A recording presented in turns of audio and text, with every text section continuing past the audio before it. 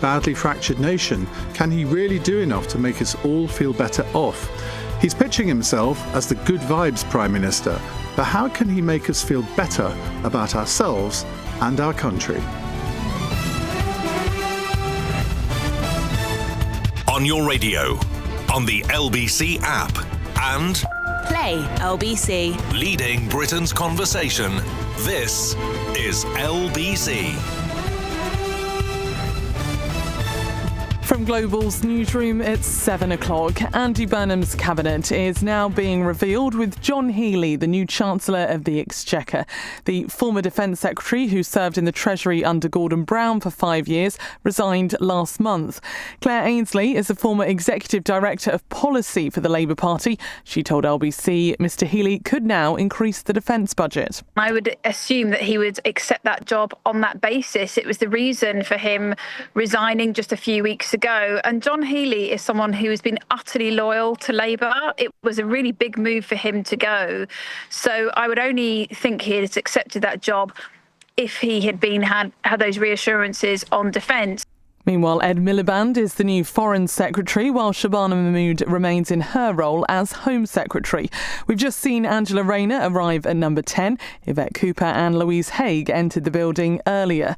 David Lammy, Liz Kendall and Rachel Reeves all returned to the backbenches, along with a whole host of other names. Earlier, Andy Burnham made his first speech as Prime Minister, promising to ease the cost of living. Reform UK spokesperson Robert Jenrick has told LBC he doesn't think he'll achieve it. He says he's going to bring about the biggest change in 40 years, although he doesn't have a mandate for that. But even more concerningly, he doesn't seem to have a plan. He actually asked, which reported, Keir Starmer for several weeks more time to prepare because he didn't have a worked out plan as to how he could fix the problems facing the country. You can watch and listen to LBC's live coverage from Westminster on the LBC app, Global Player and YouTube. Also this evening, a 28-year-old man has been charged with the murder of Anne Widdecombe. Joshua Kerry from Rotherham was arrested last weekend following the former Conservative minister's death earlier this month. He's due in court tomorrow. And legendary footballer and manager Kevin Keegan has died aged 75. He revealed last month he had stage 4 cancer. Prince William has described him as truly remarkable. In the city, the FTSE 100 has closed down 75 points at 10,524. The pound buys $1.34 and €1.17. LBC weather, a little drizzle in northern Scotland and Northern Ireland tonight. A few light showers possible in the far southeast, a low of 7.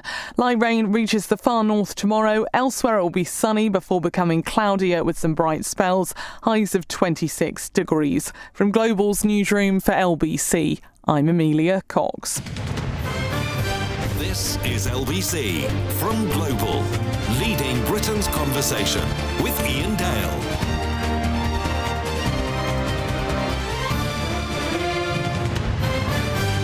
Hello, a very good evening. It's 7:03 on LBC. Well, what a day. We have a new Prime Minister. I think you've probably gathered that already. I know many of you have been listening to LBC throughout the day. We brought you the news as and when it has happened, and we're going to continue doing that over the next 3 hours. I don't think this is a day just for political geeks like me. I think it is significant for the nation. Because Andy Burnham looks to me to be a very different kind of Prime Minister to the ones that have just gone before him. And many of you will think, well, and he needs to be, and I would agree with that. The question that remains open, though, has he got a plan? He says he's got a plan. In his statement, his first statement as Prime Minister this morning, he reassured us that he had got a plan. And I think we will see the proof of the pudding in that over the next few weeks as to how extensive that plan is, or whether it's it's less of a plan, more of a hodgepodge of new policies. Now, I think any Prime Minister has an entitlement to bring in new policies. He's clearly not just going to stick to what the last Labour manifesto said. quite right too, I would say, in some ways. I mean, what's the point of having a change of Prime Minister if you're not going to do new things? He's already said that he's going to ditch the digital ID scheme. And I told my partner that, was it yesterday or the day before? And I said he's cancelling the digital ID scheme. And my partner is not a political animal. He doesn't really, he's interested in it, but not to the extent that I am. And his immediate response was, oh, I thought he was just cancelling the south of England. And I thought, well, if that has permeated his head, is that going to be a real problem for Andy Burnham, that he'll just be seen as the Prime Minister for the North West? Well, time will tell. Now, we know some of the announcements of the Cabinet so far. We'll bring you all the latest ones as they come in throughout the programme, and they will be coming in right throughout the programme. We've just seen Angela Rayner walk into number 10. No sign of West Streeting yet, interestingly. So we've got Chancellor John Healey, which I think in some ways is quite an inspired appointment, because John Healey now has to find the money for defence, which Rachel Reeves would not find for him when he was Defence Secretary, and that's why he resigned. So I think that is a good appointment. Foreign Secretary Ed Miliband, he was tipped to be Chancellor, but he seemed to be beaming. I think he's quite pleased at that position. I mean, who wouldn't be? Foreign Secretary, one of the best jobs in government. Johnny Reynolds is now coming down Downing Street. Now, Johnny Reynolds, initially under Keir Starmer, was the business secretary. And he then was transferred to be chief whip, something that he made it very public that he didn't want to be the chief whip. I think he's had a sort of mixed record as chief whip. He's been very authoritarian, withdrawn the whip from too many MPs, I think, so do many Labour MPs. Well, he's now going into Downing Street. The rumour is, and there haven't been many rumours that have been got right from this reshuffle, but the rumour is that he will go back to the Department of Business and replace Peter Kyle, who's left the government, which is something I'm quite surprised at, because I thought he was one of the better ministers under Keir Starmer. Shabana Mahmood is staying as Home Secretary. Again, I think that's a good thing. I think she's been very good in that post so far, so why move her? Chancellor of the Duchy of Lancaster, Cabinet Office Minister Louise Haigh, a key ally of Andy Burnham. So let's just hear a couple of clips from Andy Burnham this morning. This is what he said this lunchtime after Andy Burnham was appointed by the King. Britain needs to show the world that we can regain our stability once again. And that is our challenge, to make politics work, to make it work better. I know people at home are fed up with politics. I hear you, and I want to be honest with you. We have not been good enough, and we need to be better. We will be. We will make this moment a circuit breaker for Britain, bringing forward the biggest changes in the last 40 years. A new political model and a new economic model. And he also made this bold pledge. We will help people to live well, building a more preventative state, investing in people's success rather than paying for failure. And that work starts now. I will soon go through that door behind me and issue my first instruction to end rough sleeping in our country. Natasha Clark, our political editor, has been putting in a very long shift today. He's still awake. It's very exciting. It's exciting, isn't it? Stifling back a yawn or two. But it is exciting, but I'm starting to flag. I just need another cup of coffee. But why should our listeners care who's appointed to the Cabinet? Because, Ian, this is a really important indicator of where Andy Burnham's government is going to go and what their priorities are going to be. So having someone like John Healey in the Treasury, unlike somebody like Ed Miliband, gives us a few clues about the kind of direction that he's going to take the country. And now, I was told a couple of weeks ago that essentially this Ed Miliband appointment was all but nailed on. Andy Burnham had made up his mind. He wanted it to be Ed Miliband, a long-term friend for Chancellor. Ally, for Chancellor. And instead, we are now seeing John Healey in the biggest job in government, or second biggest job after being Prime Minister, of course.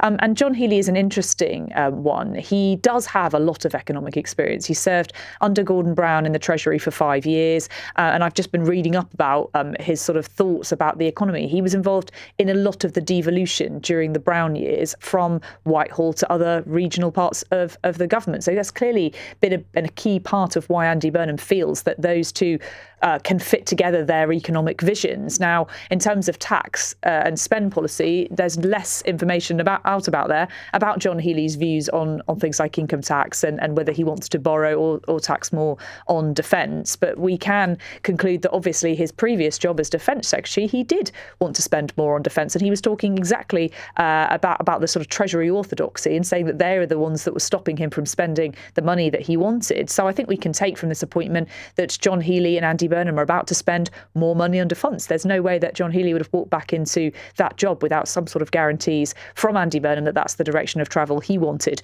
to go to.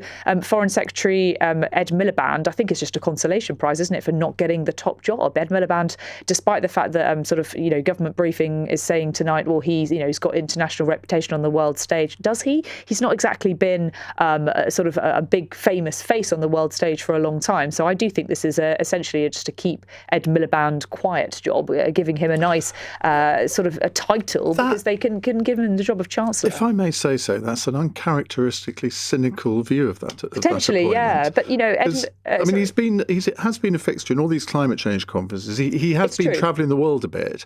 But on the other hand, you could argue, well, maybe Yvette Cooper performed better in that role than a lot of people thought she might. And I think she wanted to keep it, didn't she? She did. And I think, Yvette Cooper was arguably doing a pretty good job as Foreign Secretary, really rallying to keep her job. She has gone into number 10 this evening, we understand, but she's not come out, so we don't know what job she has got. I'm but told that it might be work and pensions. Oh, poor Yvette. Well, that's a sticky wicket, isn't it? It would be a bit of an odd appointment, given that was her first cabinet job under Gordon Brown. Exactly. It's a bit of a full circle for her, isn't it? Yeah. And like I say, she has been lobbying to keep it. And I think, the argument being that Andy Burnham isn't quite as interested in foreign affairs as potentially some of his predecessors were. The argument would be, let's keep her in post because that continuity continues. But that's not happening. Yvette Cooper is being moved to another cabinet job. And if it is work and pensions, she does have a reputation. This is just pure gossip, a reputation of not being a cabinet minister capable of making a quick decision. And I think in that key department, that is going to, her success or otherwise in that department is going to in part determine what level of defence spending that can be. Yes, I'm sure it will. And equally, I'm sure that, with John Healey in the Treasury, we can see what the priority is going to be. It's not like John Healey has, talked down welfare in any way. In fact, he was a disabilities character for many, disabilities campaigner for several years before he went into government. So that's going to be a bit of a hard circle for him to square if indeed they are going to shave money off the welfare budget. But this is absolutely clear that this is the direction of travel now. There's going to be more money spent on defence. And as Andy Burnham and his we expect to be his Chief of Staff, James Purnell, has indicated, they are going to look again at welfare reform. We don't exactly know what form it's going to take, but Andy Burnham has made no he knows that he's going to have to make tough decisions, and he has said that he doesn't want to shy away from them.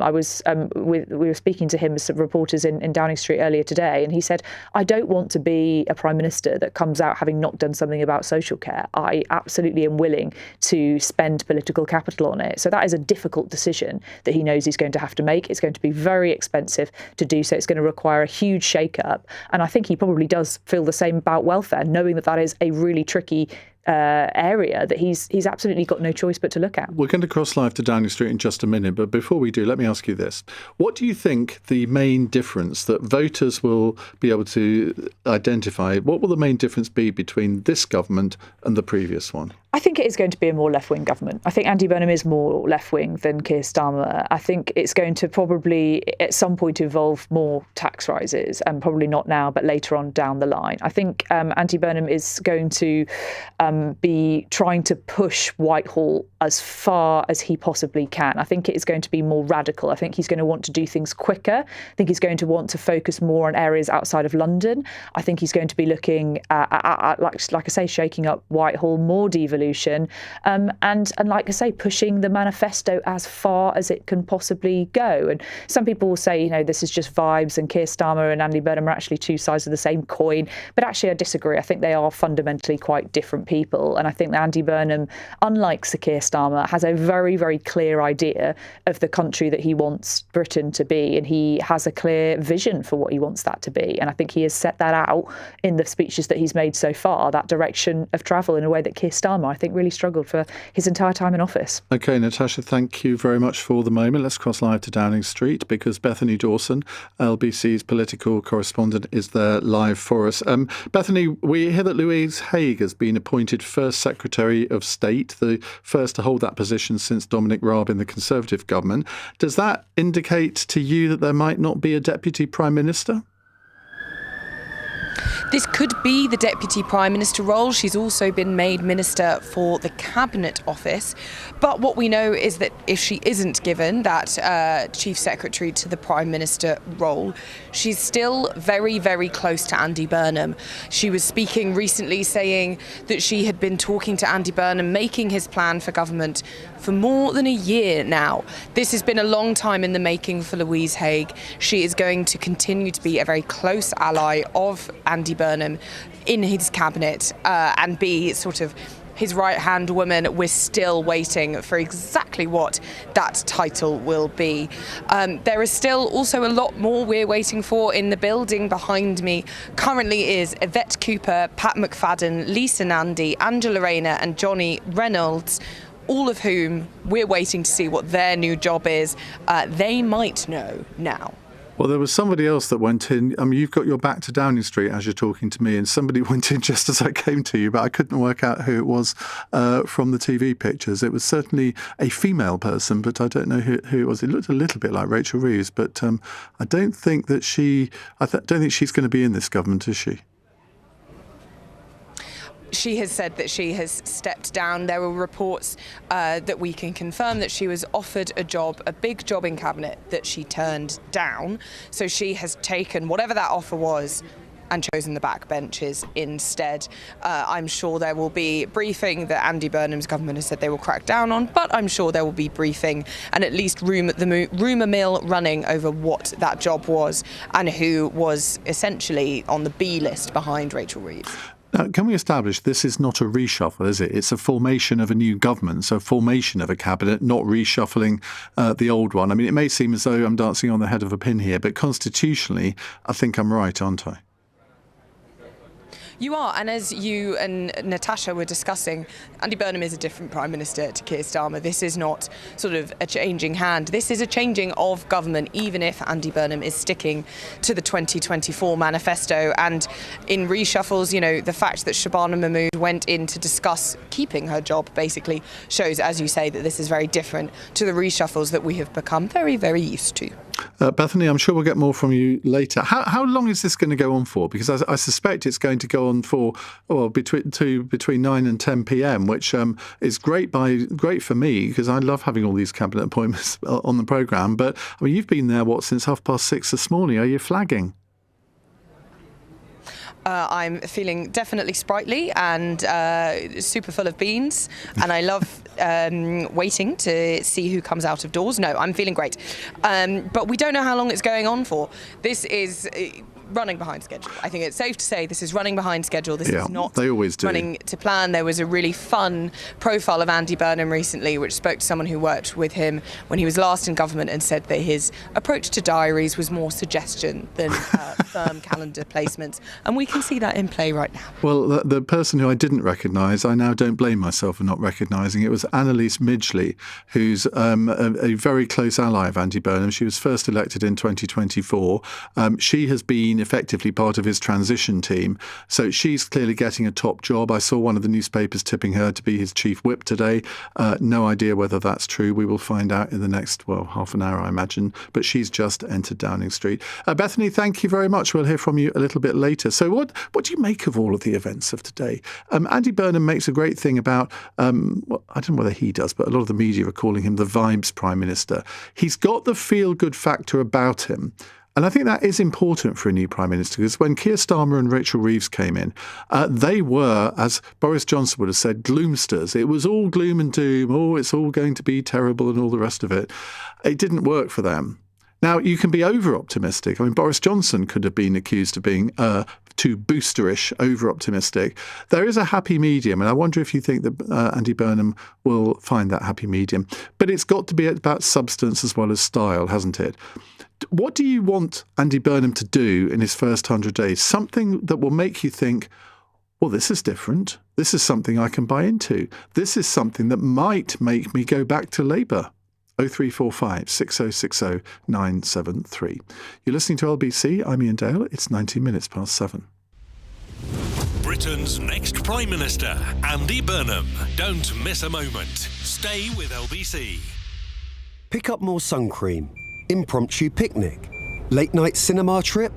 Do more this summer. Hop on and off with the Weekend Hopper. Get unlimited weekend bus and tram journeys for £1.75 per day every Saturday and Sunday from the 25th of July. Plan your journey with the TfL Go app. To the Mayor of London and TfL, every journey matters. Offer valid from 4:30am on the 25th of July until 23:59 Monday the 31st of August. Always use the same card or device when touching in. For more information, search TfL Hopper. Goldbank London, a safe and sound way to buy and sell gold. Start your journey in gold today. Visit goldbank.co.uk. The new Hot Honey McCrispy at McDonald's. It's got hot honey in it. Hot honey. And bacon. Oh, and 2 slices of cheddar cheese. And hot honey. Hot honey. Did I mention it's got hot honey in it? Hot honey. The new Hot Honey McCrispy. Hot honey. Because let's face it, we're here for the sauce. Available until the 24th of August. Served from 11am. Subject to availability. I heard you. A red light becomes a moment to breathe. A coffee run, a kick of momentum. A wrong turn turns into an adventure, while a song becomes your soundtrack. From the driver's seat of an LBX, even the most ordinary of days can feel that little bit extra.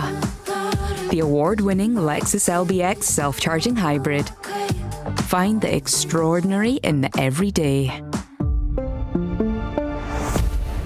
Iain Dale on LBC. 21 minutes past 7 on LBC. Well, let's talk to somebody who's worked in Downing Street, was a very close advisor to Keir Starmer and indeed before that Tony Blair.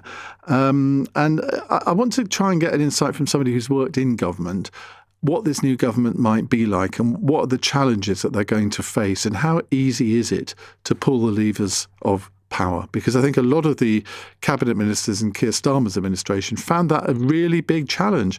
We saw Angela Rayner go into Downing Street a moment ago. I think she wants to go back to the Ministry of Local Government and Housing for unfinished business in some ways. And I hope she does get that job, because she was one of the few Labour cabinet ministers that I thought really had got a grip on their department and was starting to effect some real change. Didn't necessarily agree with all of it, but that's almost by the by. So Peter Hyman joins us, former advisor to Keir Starmer and Tony Blair. Peter, very good evening. What do you think the main challenge facing Andy Burnham is going to be?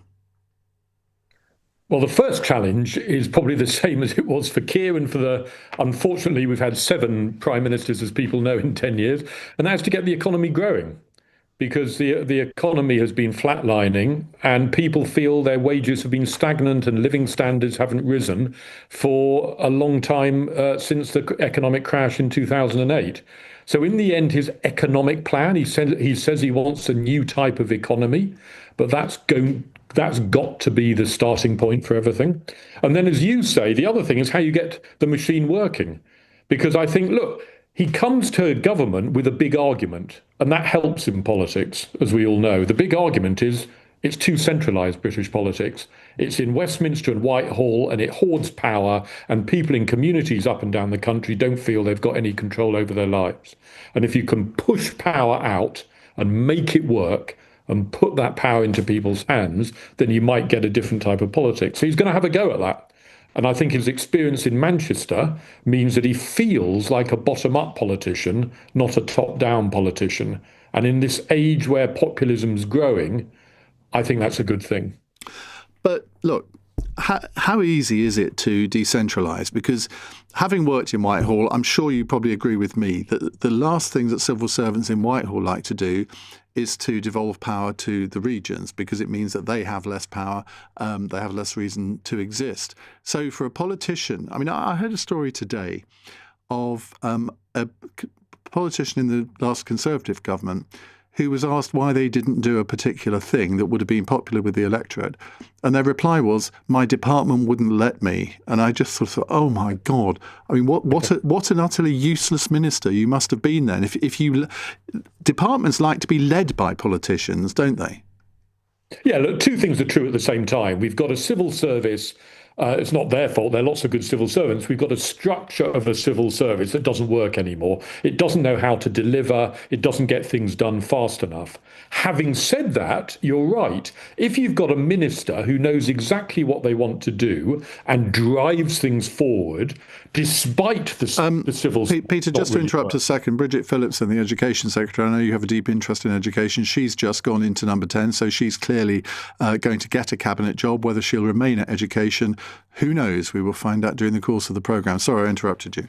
No, that's interesting. That's interesting. And it'll be interesting to see who the Education Secretary... If you want me to say 30 seconds on education... Do. I think it is underplayed by Labour at the moment. It is absolutely crucial to the future of the country that we're all skilled up for this fast-changing AI world. I've spoken to 1,000 young people in the last year across the country, partly for Alan Milburn's review of NEETs, those not in education, employment and training, and young people want their future back. And we've got to have a radical education secretary who changes the curriculum and our exam system to prepare people for the future. And that's not been happening. Lucy Powell is now arriving in Downing Street, obviously a very, very close ally of Andy Burnham. Now, it was rumoured that she would be Deputy Prime Minister, but he's appointed a First Secretary of State, and I'm not sure whether that means there won't be a Deputy Prime Minister. Well, the First Secretary, for example, under Theresa May, then there wasn't a deputy. So sometimes that happens, but you can have both. And the question is whether Lucy Powell gets her own ministry or whether she's just the deputy. We will find out in the next few minutes, I think. But going back to your point about can you get government working, you need massive reform of the civil service, and then you need very confident ministers who have a real agenda, who can push it forward. And you've seen with Shabana Mahmood at the Home Office, for example, when a minister gets a grip of their department, they can start push it in the right direction. I mean, you were advising Keir Starmer. I mean, would you like to play a role in this administration? Well, I can, not sure yet. It depends what's going on. But I'm always wanting to help. I want to play my part. Sometimes you can play it best inside government. Sometimes you can play it best outside of government. I've been doing a lot of work in the last couple of years on how you defeat right-wing populism and also this NEET crisis of how, there are 1 million young people between 16 and 24 in this country who are not in education, employment or training. That is a lot worse than almost every European country. So we have got to fix that. And Andy Burnham said that's one of his big projects. So I would like to play a part in how we actually change things. Peter, thank you for joining us. That's Peter Hyman there, former advisor to various Labour governments. Anastasia says, having listened to Andy Burnham, he deserves a chance. Andy Burnham is giving hope to the hopeless. I do hope that social care gets some radical overhaul. Andy Burnham has to act fast. Well, I think you're right on all counts there, Anastasia. I think on social care, whenever he finishes as Prime Minister, let's say he gets 5 years as Prime Minister, he wins the next election and then hands over in the middle of a second term. If his legacy is to fix social care, what a legacy that would be. I mean, I can't think of a better legacy than that. I mean, there are all sorts of political legacies that politicians want. And we know that he's got a deep interest in this from his time as Health Secretary back in the Gordon Brown government. And I think, Anastasia, you're absolutely right that we have to give him a chance. I think possibly Keir Starmer has every right to complain that he wasn't given a chance, in that some of the things that he had gestating actually came to reality only in the last couple of weeks of his premiership. And I think he will sort of, when he's having a little whiskey tonight, probably reflect on the fact that maybe he went too soon. Stuart's in Edgware. Hello, Stuart. Hello. I'd just like to say I loved your interview the other day on JJ on... on the Daily Espresso podcast. I really enjoyed that. I was very indiscreet, wasn't I? I think you were great, and I think you're so good. I think I'm going to order your book from Amazon. Well, goodness me, the compliments are flooding in. Anyway, about Andy Burnham, Stuart, thank you very much, by the way. What I don't understand is they've put a chancellor in. Now, he's got a master's, he's about as expert on economics as I am. He has never run a business, which I have. You've got people in every position, bar possibly the Home Secretary, because she studied law, that are completely ignorant of what they're doing. You couldn't run a business like this. It's like you being in hospital, me coming on, oh, are you my surgeon? Yes, how long have you been doing? Oh, I've just started. I'm a carpenter. It is just ludicrous. With respect, that's very different. I mean, obviously, if you're starting as a surgeon, you've got to have the training for it. I hate... As a chancellor as well. Well, you don't have to be a doctor to run the health service. You don't have to have been a teacher to run the education department. You don't have to be a prize-winning economist to run the Treasury. Yes, I think a bit of economic knowledge is a good thing. A bit of business experience is a good thing. But it's not necessarily a prerequisite. In America, doctors will run the hospital. You want a doctor, you want someone who's run a big health authority and financial people with you. When Defence Secretary, they've got all America. They've been ex-soldiers that know what they're talking about. You need financial people with you. How can you run a department you haven't got a clue what you're doing? Well, John Healey has been a minister in the Treasury for 5 years under Blair and Brown, so he has got some experience. Well, I've just actually Googled him, and he's never run a business. No, that is true. And he's not an expert on economics. I'd never presented a radio show before I started presenting this one 16 years ago. And you can say, yeah, and it shows. I mean, you're brilliant at what you do.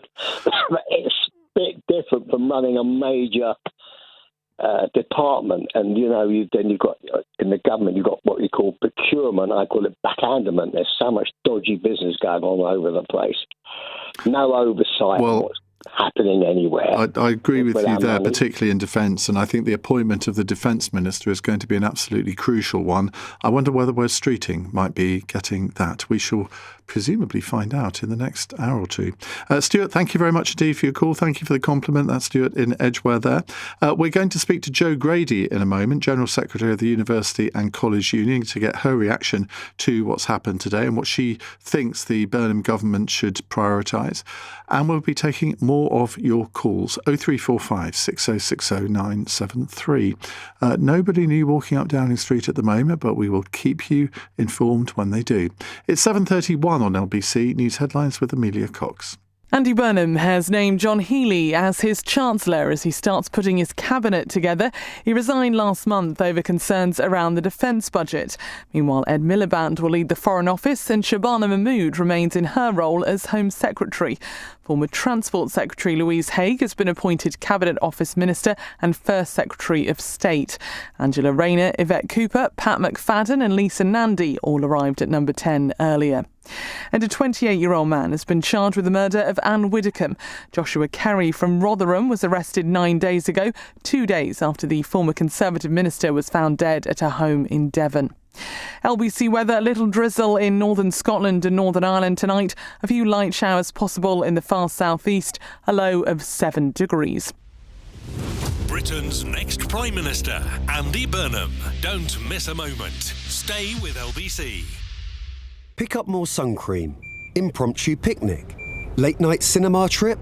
Do more this summer. Hop on and off with the Weekend Hopper. Get unlimited weekend bus and tram journeys for £1.75 per day every Saturday and Sunday from the 25th of July. Plan your journey with the TfL Go app. To the Mayor of London and TfL, every journey matters. Offer valid from 4:30am on the 25th of July until 23:59 Monday the 31st of August. Always use the same card or device when touching in. For more information, search TfL Hopper.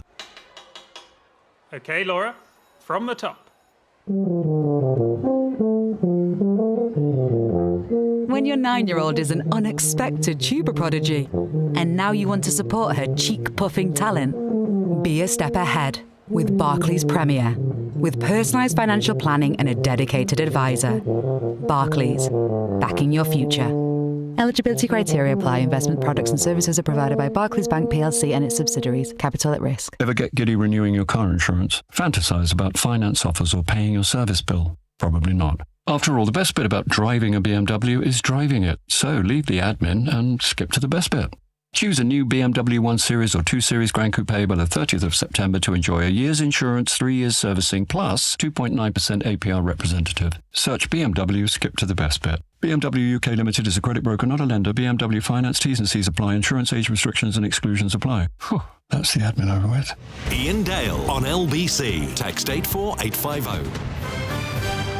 7:35 on LBC. We'll come back to your calls in a moment, and we're going to do this obviously in the 9 o'clock hour after Cross Question 2, getting your reaction to what you've seen today, what you've heard today, what you've heard from Andy Burnham. Is he convincing you that he will be a better Prime Minister than Keir Starmer was? Because there are still quite a lot of people who do not think that that is the case, and they think Keir Starmer should still be there. Maybe you're one of them. What's going to win you round? What can Andy Burnham say or do? Actually, do. Let's stick with do, because doing is far more important than saying, isn't it? And he's quite good at saying. So let's give him a chance. And do you agree with me that we've got to give Prime Ministers a bit more time?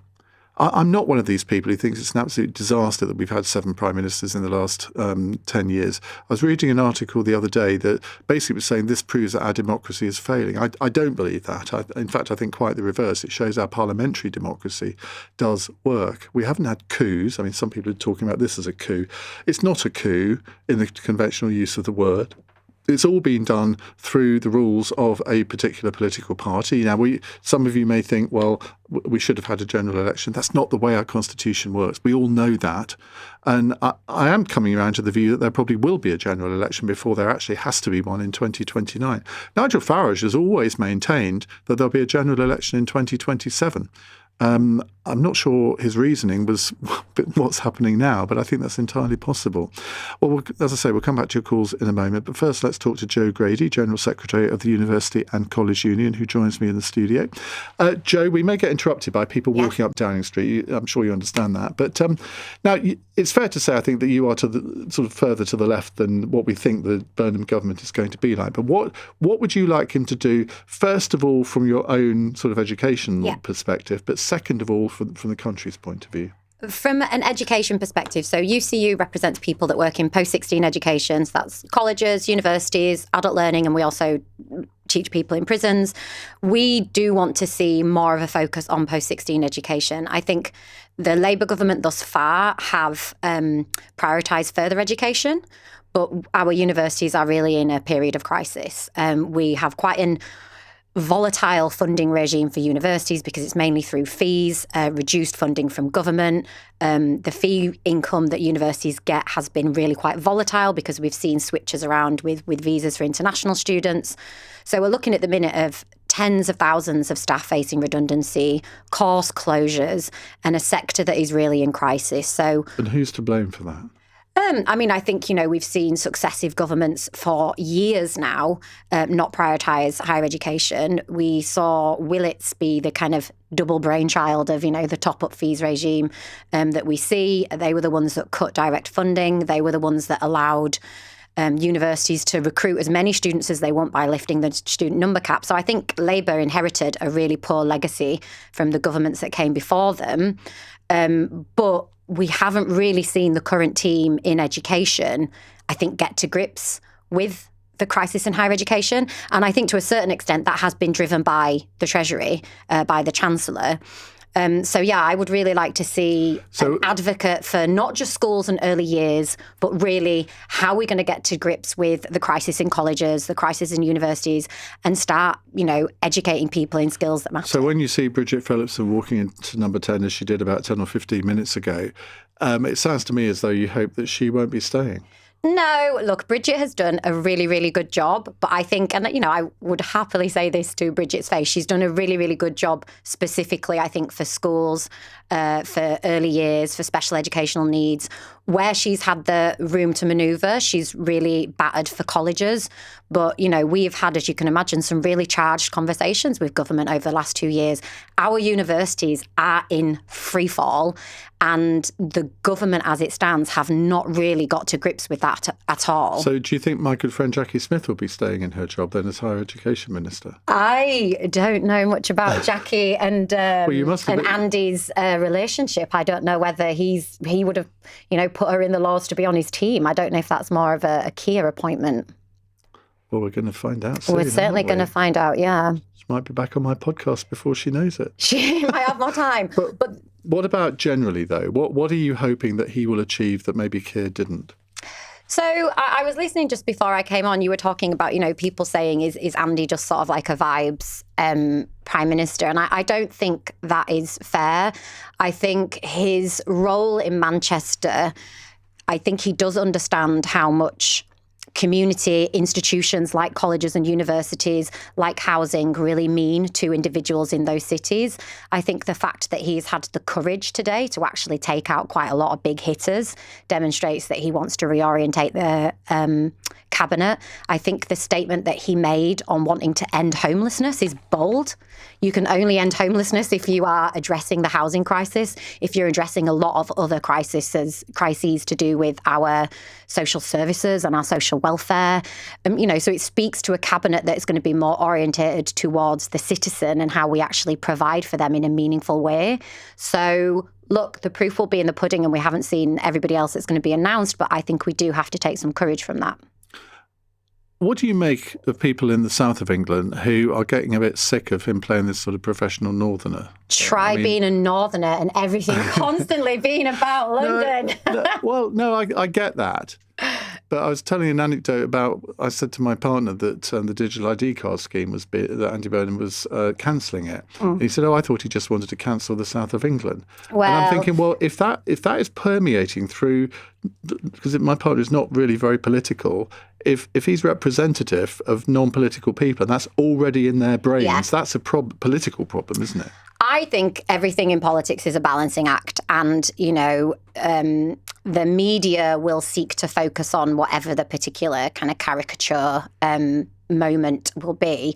All I would say, as a northerner who goes back to Wakefield... You're a northerner? I never knew. Listen, nobody slurs a vowel like us from West Yorkshire. Look, when I go to Wakefield, we talk about HS2. We were told all about, the Tories powerhouse of the north, and everyone is sick to the back teeth, actually, of being mugged off up north. So I appreciate that Andy is going to have to, not overplay a card that he's clearly going to get beaten with. But I also think there is a huge amount of the electorate that doesn't reside in the south for whom they actually are probably amenable to that messaging. I'll tell you what, I was in your part of the world a week ago. I did the Bradford Literary Festival. Did you have a nice time? I did have a lovely time. And the centre of Bradford, the last time I was there was about 20 years ago, and it was a building site. What a remarkable transformation. Well, did you know in the years between World War I and World War II, there was more Rolls-Royce per head of population in Bradford and Halifax than anywhere else in the UK? That's what we need to get back to, isn't it? We do. I was in Halifax this weekend. We watched David Byrne at Peace Hall. It was lovely. Fantastic. Joe, thank you very much indeed. That was Joe Grady there, General Secretary of the University and College Union. No new arrivals. I'm still waiting for Wes Streeting. I find it slightly odd that he hasn't appeared yet. Wasn't he crying in Westminster? No, that didn't happen. No, that whole rumour about him being seen in tears, he wasn't actually in Westminster that whole day. So it was a complete fiction. That's nasty, isn't it? That's his story and he's sticking to it. Right. Now, the former Defence Secretary, John Healey, has been named as Andy Burnham's Chancellor after quitting Keir Starmer's government because he left the funding, he felt the funding the Treasury was offering for the Defence Investment Plan wasn't enough. Now, I think this is a very interesting appointment because it essentially means that he's now got the problem of finding the money to give to his old department. And whoever is appointed as Defence Secretary is clearly going to be well aware of that. Well, let's talk to Lionel Barber, former editor of the Financial Times, who's now co-presenter of the Media Confidential podcast, which I had the pleasure of being on this week. Lionel, very good evening. This is not me scratching your back because you've scratched mine. I didn't book you, did I? So let's get rid of that cannot. It's nice to still be on the show, Ian. Well, I'm delighted to have you here. What do you make of this appointment? Because it wasn't leaked. Nobody predicted it. Well, the leak, which originally appeared in the Financial Times, was that Shabana Mahmood, the Home Secretary, was going to be the next Chancellor of the Exchequer. And that story ran for several days. So I would say that there was some very interesting spinning going on. Some false hairs, but we've ended up with John Healey. And I think this is a very sound choice because Healey was not just a stern defence secretary who understood his brief. He has actually served for 5 years in the Treasury. And people overlooked this. They were looking at Ed Miliband. So John Healey knows the institution. But as you say, Ian, he's got a very difficult balancing act, because he's committed in public and after his resignation to saying that the money that was for the defence investment plan, the defence budget, was not sufficient. So he's got to find, I don't know, you make up your number, Iain. Is it 5 billion? Is it 10 billion? It's quite a lot of money. It's got to come from somewhere. Well, I would suggest he needs to find probably between 30 and 50 billion if the defence sector is going to be funded properly. But I do realise that's probably not going to happen. Yeah, 10 billion on top of what they had. But I agree with you that 30 to 40 billion is a good number. Yeah. I imagine you had quite a lot to do with him when he was in the Treasury in the Blair and Brown years, as when you were editor of the FT. What's he like as a person? Because I think he comes across as very urbane, very reasonable, but there's a bit of steel there. And I wonder if his experience as a Treasury minister, understanding how it works, means that he's in actually quite a good position to make it change its ways, because the Treasury always seems to be the roadblock to radical reform. Well, Iain, I actually don't know him very well. I tended to all my conversations with Gordon Brown. He was quite clear about that, and Ed Balls. But the point you make, that he knows the institution, I don't think he'll make some of the mistakes that Rachel Reeves did in her first year, where she was expending capital on cutting winter fuel payments. I mean, this is peanuts.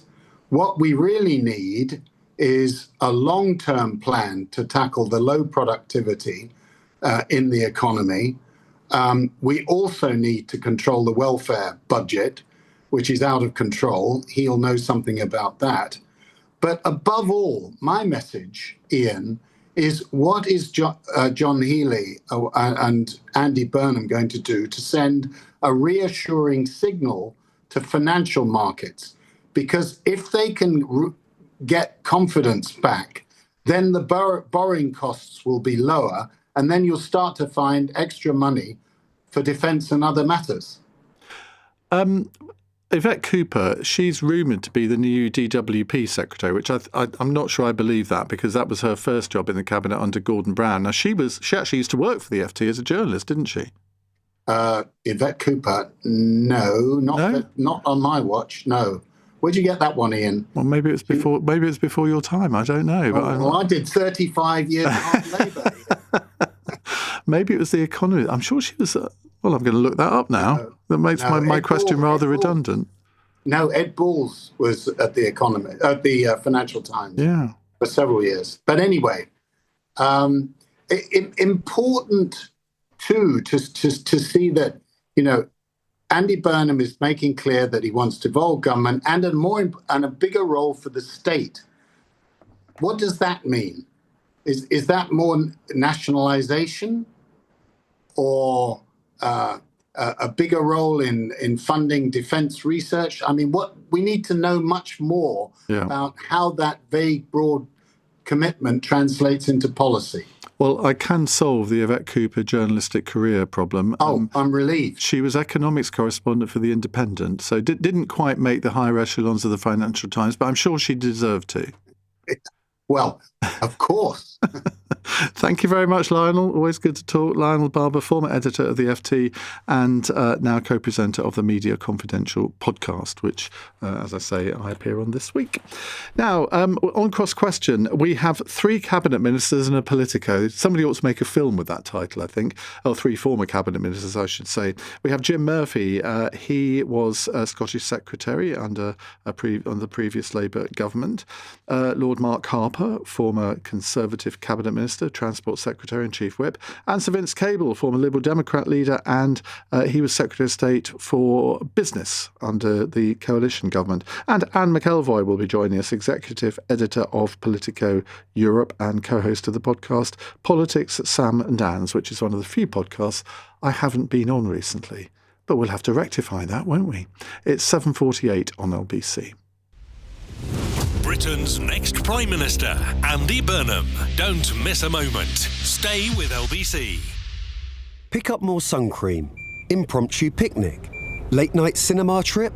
Do more this summer, hop on and off with the Weekend Hopper. Get unlimited weekend bus and tram journeys for £1.75 per day every Saturday and Sunday from the 25th of July. Plan your journey with the TfL Go app. To the Mayor of London and TfL, every journey matters. Offer valid from 4:30am on the 25th of July until 23:59 Monday the 31st of August. Always use the same card or device when touching in. For more information, search TfL Hopper. Ever notice how some things are just standard? Traffic on the M4, standard. Meetings that could have been an email, standard. But at Aon, our cars are driving the new standard. The new Aon V has rapid charging, standard. Panoramic glass roof, standard. 8 years servicing, 8 years MOT, 8 years roadside assistance, and up to 8 years warranty. Also standard, thanks to our great 8 promise. Search Aon Auto to test drive today. T's and C's apply. Gals, guys, get this. Primark's dropped their prices on hundreds of our favourites, like pure cotton PJs and men's cosy hoodies from £7, or women's cotton rich jeans from £9, and kids' extra comfy joggers just £3.50. There's only one word for that. Go on, show us how it's done. Iconic! Couldn't have put it better myself. Iconic value like never before at Primark.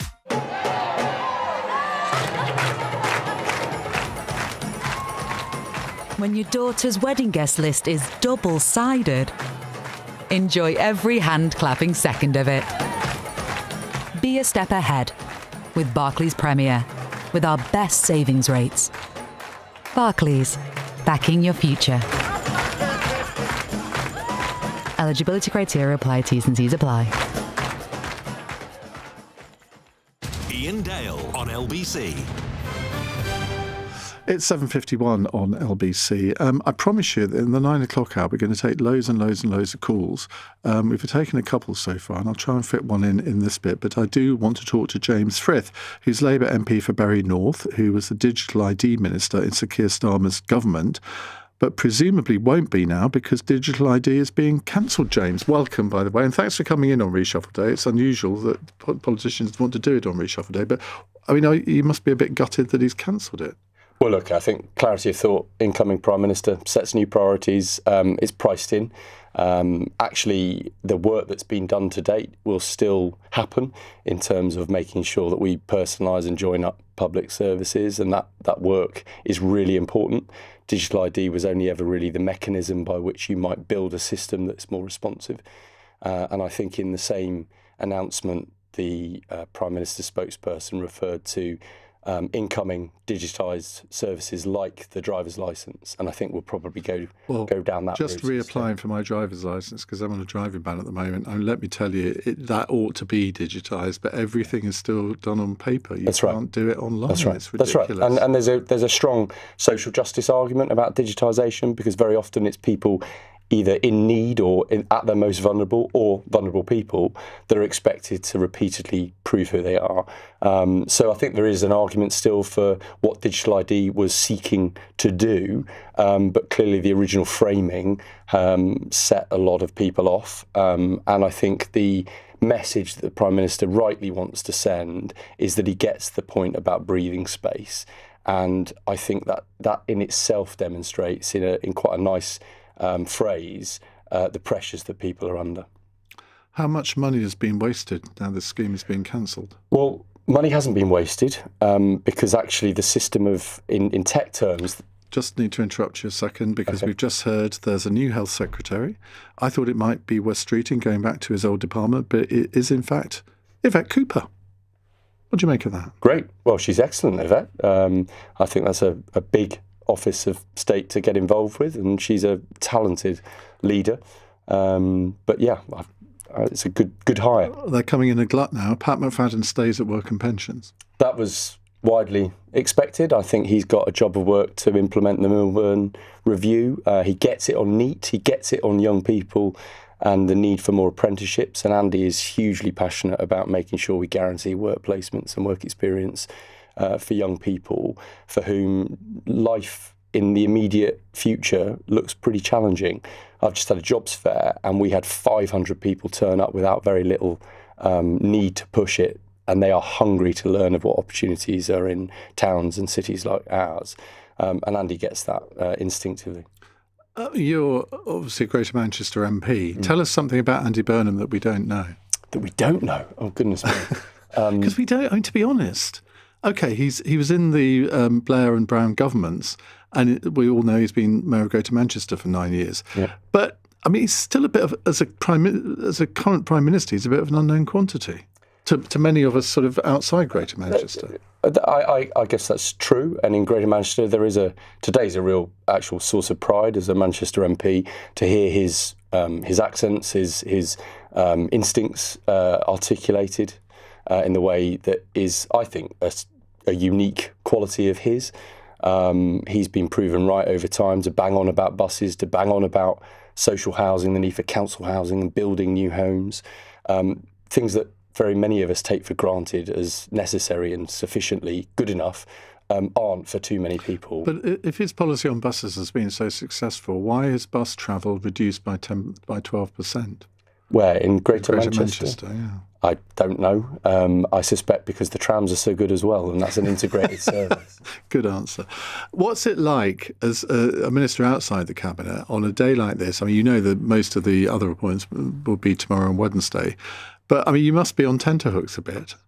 It's somewhat priced in. It's the first time round the block for me on this, but it is somewhat priced in this world. There are a number of moments, either whether you're experiencing reselection or a local ward wanting to nominate you, or the selection process itself, and then the election day itself, and actually even taking through votes and wondering, whether or not you've done enough or got enough to qualify. But I think that's priced in. Look, there's no sympathy or empathy in the wider public for politicians worrying about their own jobs. I think what I'm excited about, and I am overwhelmingly, it's one of excitement and anticipation that the job of work that Andy's outlining, that we get on with it and people feel that breathing space is understood and most in need, and that he's the man to deliver it. Well, I notice you've got your phone beside you, presumably on silent, but have you been looking at it to see if... No, I have not been looking at it, and I have, as I said to one of your next guests earlier when I bumped into them, it's going to be Wednesday close of play before anyone calls my rank. Well, you never know. You never know. Don't underestimate yourself. James, it's good of you to come in. Thank you. That's James Frith, the Labour MP for Bury North, who is currently the Digital ID Minister, but not for much longer. Right, let's take a quick call before we go to Cross Question. If you'd like to give us a call for Cross Question, it's 0345 6060 973. Lenny's in Ashford. Hi, Lenny. Good evening, Ian. Well, my concern is that America is so important to us, and Trump is a very difficult man to negotiate with, especially if he's got no respect for you. And I don't believe that Miliband is the right choice to go and negotiate with Trump. Well, it won't be him negotiating with Trump. It'll be Andy Burnham negotiating with Trump. Miliband will be negotiating with Marco Rubio. Well, they're all in the same boat, and they will all take their orders from Trump. That is true. Just as Miliband will be taking his orders from Burnham. Yes, but if Trump has got Trump's mentality is that if he's got no respect for you, you've got a very difficult job right from the start. That is very, very true. But the fact is, Donald Trump was the first foreign leader that Andy Burnham talked to. Now, I don't know what was said in that call. I hope it was a polite and friendly and warm call, because it's in our country's interest for it to have been. I totally agree with everything you said, but Miliband's attitude to oil and power is totally different than Trump's, and Trump will never forgive him. That is true, But then again, Andy Burnham, I think today I'm right in saying, has said something positive about North Sea drilling. So maybe that will placate the president. Lenny, thank you. Matt says, you said the measure of Burnham will be whether he successfully sorts out social care. The only social care reform that matters is taking it out of the hands of local authorities so that council tax is directed back into local services rather than social care. 57 pence in every pound of council tax is spent on social care, all the while the quality of resident-facing and frontline services goes down. That's Matt in Wanstead. I have some sympathy with that. I don't think you'll find that the funding will be taken out of local councils and then leaving all the money in local councils to spend on other things. That is just... well, it's pie in the sky. It just won't happen, will it? Because there isn't the money around at the moment. The only way there will be the money to do what you want to do, Matt, is if we can get a decent rate of economic growth. So more taxes come into the Treasury and more money can be spent on things like social care. Thank you very much indeed. Right, Cross Question in just a moment will feature 3 former cabinet ministers. And we've done this deliberately because I want to know from each of them what they think the main challenges are facing Andy Burnham and his new government. Jim Murphy, former Scottish Secretary for Labour, will be with us. Mark Harper, Lord Mark Harper, Conservative peer and former Transport Secretary in Rishi Sunak's government. Sir Vince Cable, former Liberal Democrat leader and Cabinet Minister. He was Business Secretary in the Coalition. And Anne McElvoy, Executive Editor of Politico Europe. The number to call, 0345 6060 973. You can WhatsApp us on that number. You can text 84850 and you can watch us on Global Player, the LBC app and or the LBC YouTube channel. On your radio, on the LBC app and Play LBC. Leading Britain's conversation. This is LBC. From Global's newsroom at 8 o'clock, the Prime Minister, Andy Burnham, has named John Healey as his Chancellor as he puts his cabinet together. Mr Healey resigned last month over concerns around the defence budget. Ed Miliband will lead the Foreign Office, taking over from Yvette Cooper, who's now the Health Secretary. Shabana Mahmood remains in her role as Home Secretary, and Pat McFadden remains at Work and Pensions. The former Transport Secretary Louise Haigh has been appointed Cabinet Office Minister and First Secretary of State. Peter Hyman, a former advisor to both Sir Keir Starmer and Sir Tony Blair, told LBC Mr Burnham's on a mission. He comes to government with a big argument. The big argument is it's too centralised, British politics, and if you can push power out and put that power into people's hands, then you might get a different type of politics. So he's going to have a go at that. Mr Burnham said his first demand on entering number 10 would be to end rough sleeping. Matt Downey's from the homelessness charity Crisis. To hear him say it was his first and biggest priority right now is just incredible. It's a complete shift in approach, because what that is about mainstream permanent homes for people rather than saying you're going to have to spend months and years in hostels and night shelters. You can watch and listen to LBC's live coverage from Westminster on the LBC app, Global Player and YouTube. A 28-year-old man's been charged with the murder of former MP Anne Widdecombe. She was found at her home on Dartmoor earlier this month after suffering serious injuries. Joshua Kerry from Rotherham will appear in court tomorrow. The head of National Counter-Terrorism Policing is Assistant Commissioner Lawrence Taylor. Determining the motivation, including any possible political motivation, remains an active avenue of investigation for our detectives. And as with all murder investigations, understanding the why is a key part of our inquiries. And former England football manager and player Kevin Keegan has died aged 75, only a month after revealing he had stage 4 cancer.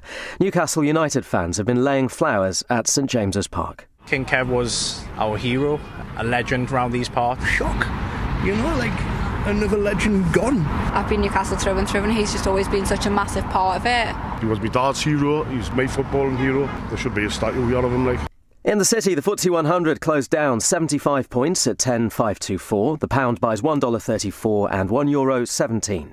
LBC weather, cloudy in the north tonight with some drizzle, lows of 9. Sunny spells for many tomorrow with light showers on northern coasts, highs of 14 to 27 degrees. From Global's newsroom for LBC, I'm Matt Hewitt. You probably think you're pretty good at multitasking behind the wheel. I mean, you have to multitask to drive. So what's wrong with checking your phone? The thing is, your brain simply doesn't work. Even a quick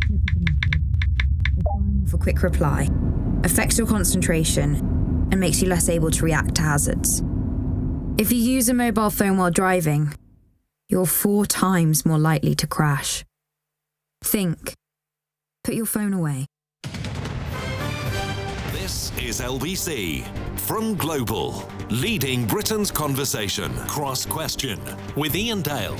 Hello, a very good evening. It's 8 on LBC. Well, today we have a new Prime Minister, so we thought we would have a panel designed to look at the challenges facing that new Prime Minister. So 3 of our panel have served as Cabinet Ministers in different governments over the years, and we have one of Britain's finest political commentators with us too. That's not you, Mark Harper, that's Anne McElvoy. So we have with us Jim Murphy, to my right, founder and executive chairman of the communications advisory company Arden Strategies, but for our purposes he's a former Labour cabinet minister who served alongside Andy Burnham in Gordon Brown's cabinet. Mark Harper, Lord Harper, Conservative peer, former Transport Secretary and former Chief Whip. Sir Vince Cable, former Liberal Democrat leader and of course cabinet minister in the business department under the coalition government, and Anne McElvoy, executive editor of Politico Europe, who's also the co-host of the podcast Politics at Sam and Anne's. So they're here to answer your questions. 0345 6060 973. You can WhatsApp us on that number. You can text 84850. And of course you can watch us on Global Player, the LBC app or the LBC YouTube channel. Call 0345 6060 973. Text 84850. Cross Question. Watch live on our free Global Player app or the LBC app. Right, let's start with a text question from Scott in West Hampstead. Right, Prime Minister Andy Burnham made a very fine and quite inspirational speech on the steps of Downing Street today. But isn't there a risk in the current economic climate of him over-promising and under-delivering what voters want in the way of change? I guess this is the problem that afflicts every single politician. So you don't want to overpromise and underdeliver. In fact, it's sort of the other way round. How do you get the balance right, Jim Murphy? Yeah, well, very few people want politicians that say, vote for me and I'll do less. I can't think of many elections where that's been a winning formula. But I think Andy's trying to learn from what is now generally accepted to have been a mistake by Keir Starmer and Rachel Reeves, which is getting into office and saying the dominant philosophy being miserabilism, which is what it felt like for those first few months. I know it's my says the Dower Scott. Well, yeah, but not a Presbyterian, so I'm not as dour as some of my countrymen and women would like me to be. But yeah, sort of miserabilism being the dominant sense of those first few months, and it did no one any good. So I don't mind Andy saying a sense. What's the phrase that he's now used? Good growth in every postcode and a sense of hope in every heart. I don't mind that. It's a little bit American, a little bit schmaltzy. But he has used hope and change a lot. He does. The Sarah Palin hopey changey thing. Yeah, but let's see. I think he's going to find ways to spend the existing really significant tax take differently. And I think to stand on the steps of Downing Street today, or the step, 2 steps I think there is into Downing Street, and say my first priority is going to be ending rough sleeping. We can argue how successful he's been in Manchester and that, but I think that's sort of countercultural to what people expect a Prime Minister to want to do on day one. And I personally was quite pleased by it. Now, you served in Cabinet with him. Did you ever think that Andy Burnham would be Prime Minister one day when you served in Cabinet with him? And what was he like to serve with? You know, I didn't, because back then there was about 12 of us who thought, if I keep out of trouble, it could be me. I must have been one of the first to fall, of course. We were all in our early 30s at the time. The thing that I took away from it is when he wanted to do something, he didn't take no for an answer. And the best illustration of this, and without getting into all the detail of it, because people know the story, I remember where we were having a cabinet meeting in Glasgow, because Gordon Brown took the cabinet around the country. I think it's a good thing to do. There's security consequences, but I think it was a good thing to do. And Andy had just been to Anfield the day before and got booed by elements of the Liverpool support. And he came to Glasgow the next day at Cabinet, and I remember it as if it was this morning, and he just said at Cabinet, we can't do this anymore. We need to change. And it's one of those rare occasions where you have a proper discussion and a debate in Cabinet. And he said, we can't do this anymore. And it was, I think, that visit, and by coincidence, the Cabinet meeting the day, I think it was the day after, and Andy just said, we need to change this. And as a consequence, that long journey to a degree of justice for those folk who perished in Sheffield that day. And that's down largely to Andy and his sense of, I want this to happen and I won't take no as an answer. Vince Cable, you served in the coalition government, which you've written about a lot and must have been quite the experience. But and when you're in a coalition government, it's very different to a single party government, isn't it? Because you've got to always have these trade-offs.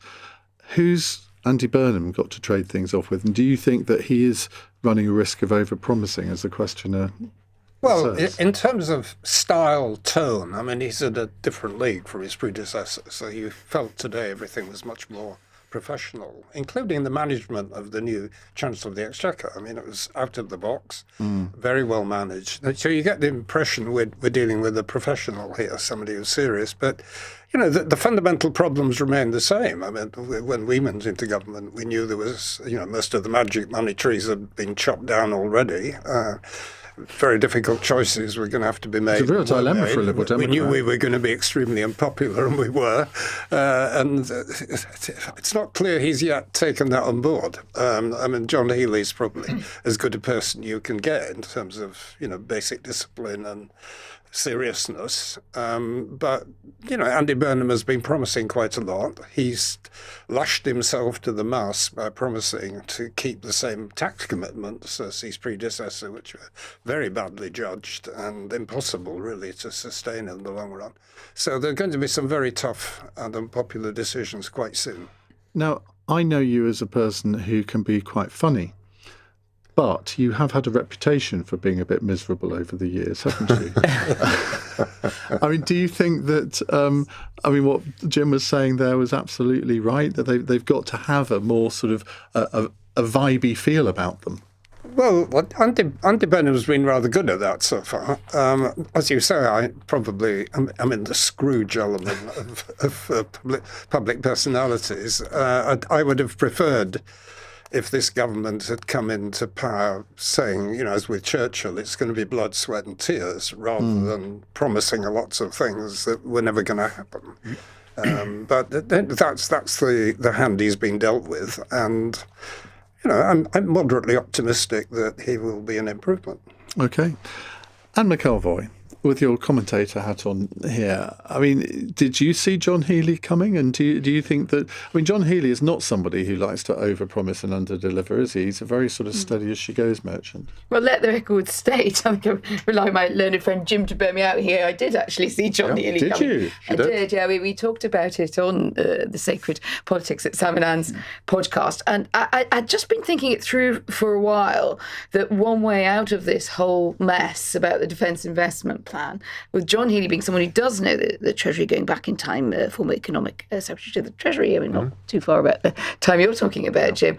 And also that he's also seen as quite a kind of loyalist. I mean, if I were to make a criticism about John Healey at Defence, I think he probably should have banged the table a lot earlier and said, this is all going wrong. And when I would speak to John and his team about it, it was a bit like, he said, I do like to do these things behind the scenes. You know, I'm not one of those people who goes out and thumps the table as some former defence secretaries have done. And I think that probably was a bit of a mistake, to be honest. I think a lot of blame is to be shared there.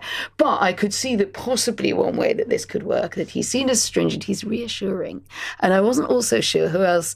I hadn't really thought through the Shabana Mahmood thing. I was surprised it went as wildfire as it did.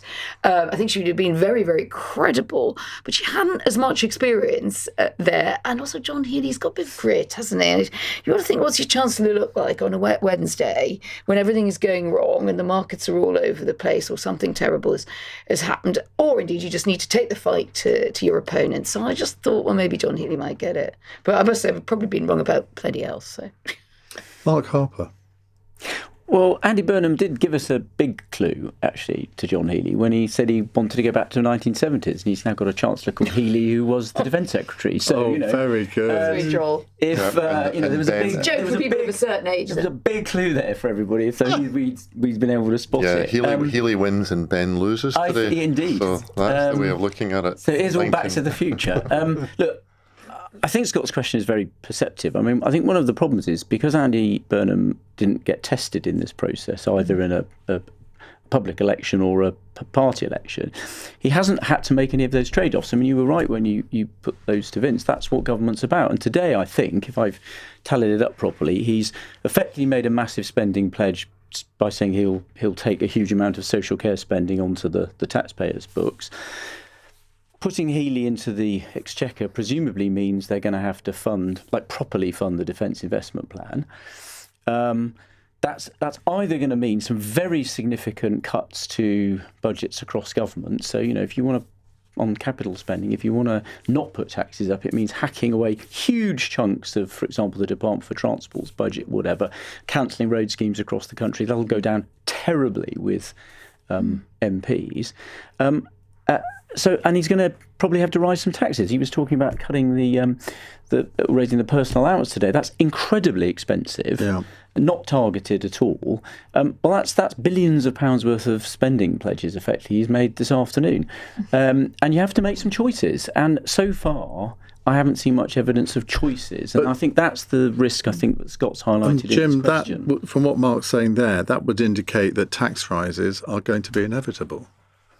I actually don't know. And John Healey was one of 9 candidates that was spoken about as a possible chancellor. And I wasn't in any way certain that he was going to get the job. I think Anne was possibly the most certain person in the country, and possibly had come to that conclusion before Andy Burnham had got to that conclusion. Well, Andy doesn't move without me, But I thought he made a short speech today. I don't like these speeches from memory. I've tried it, it's hard work.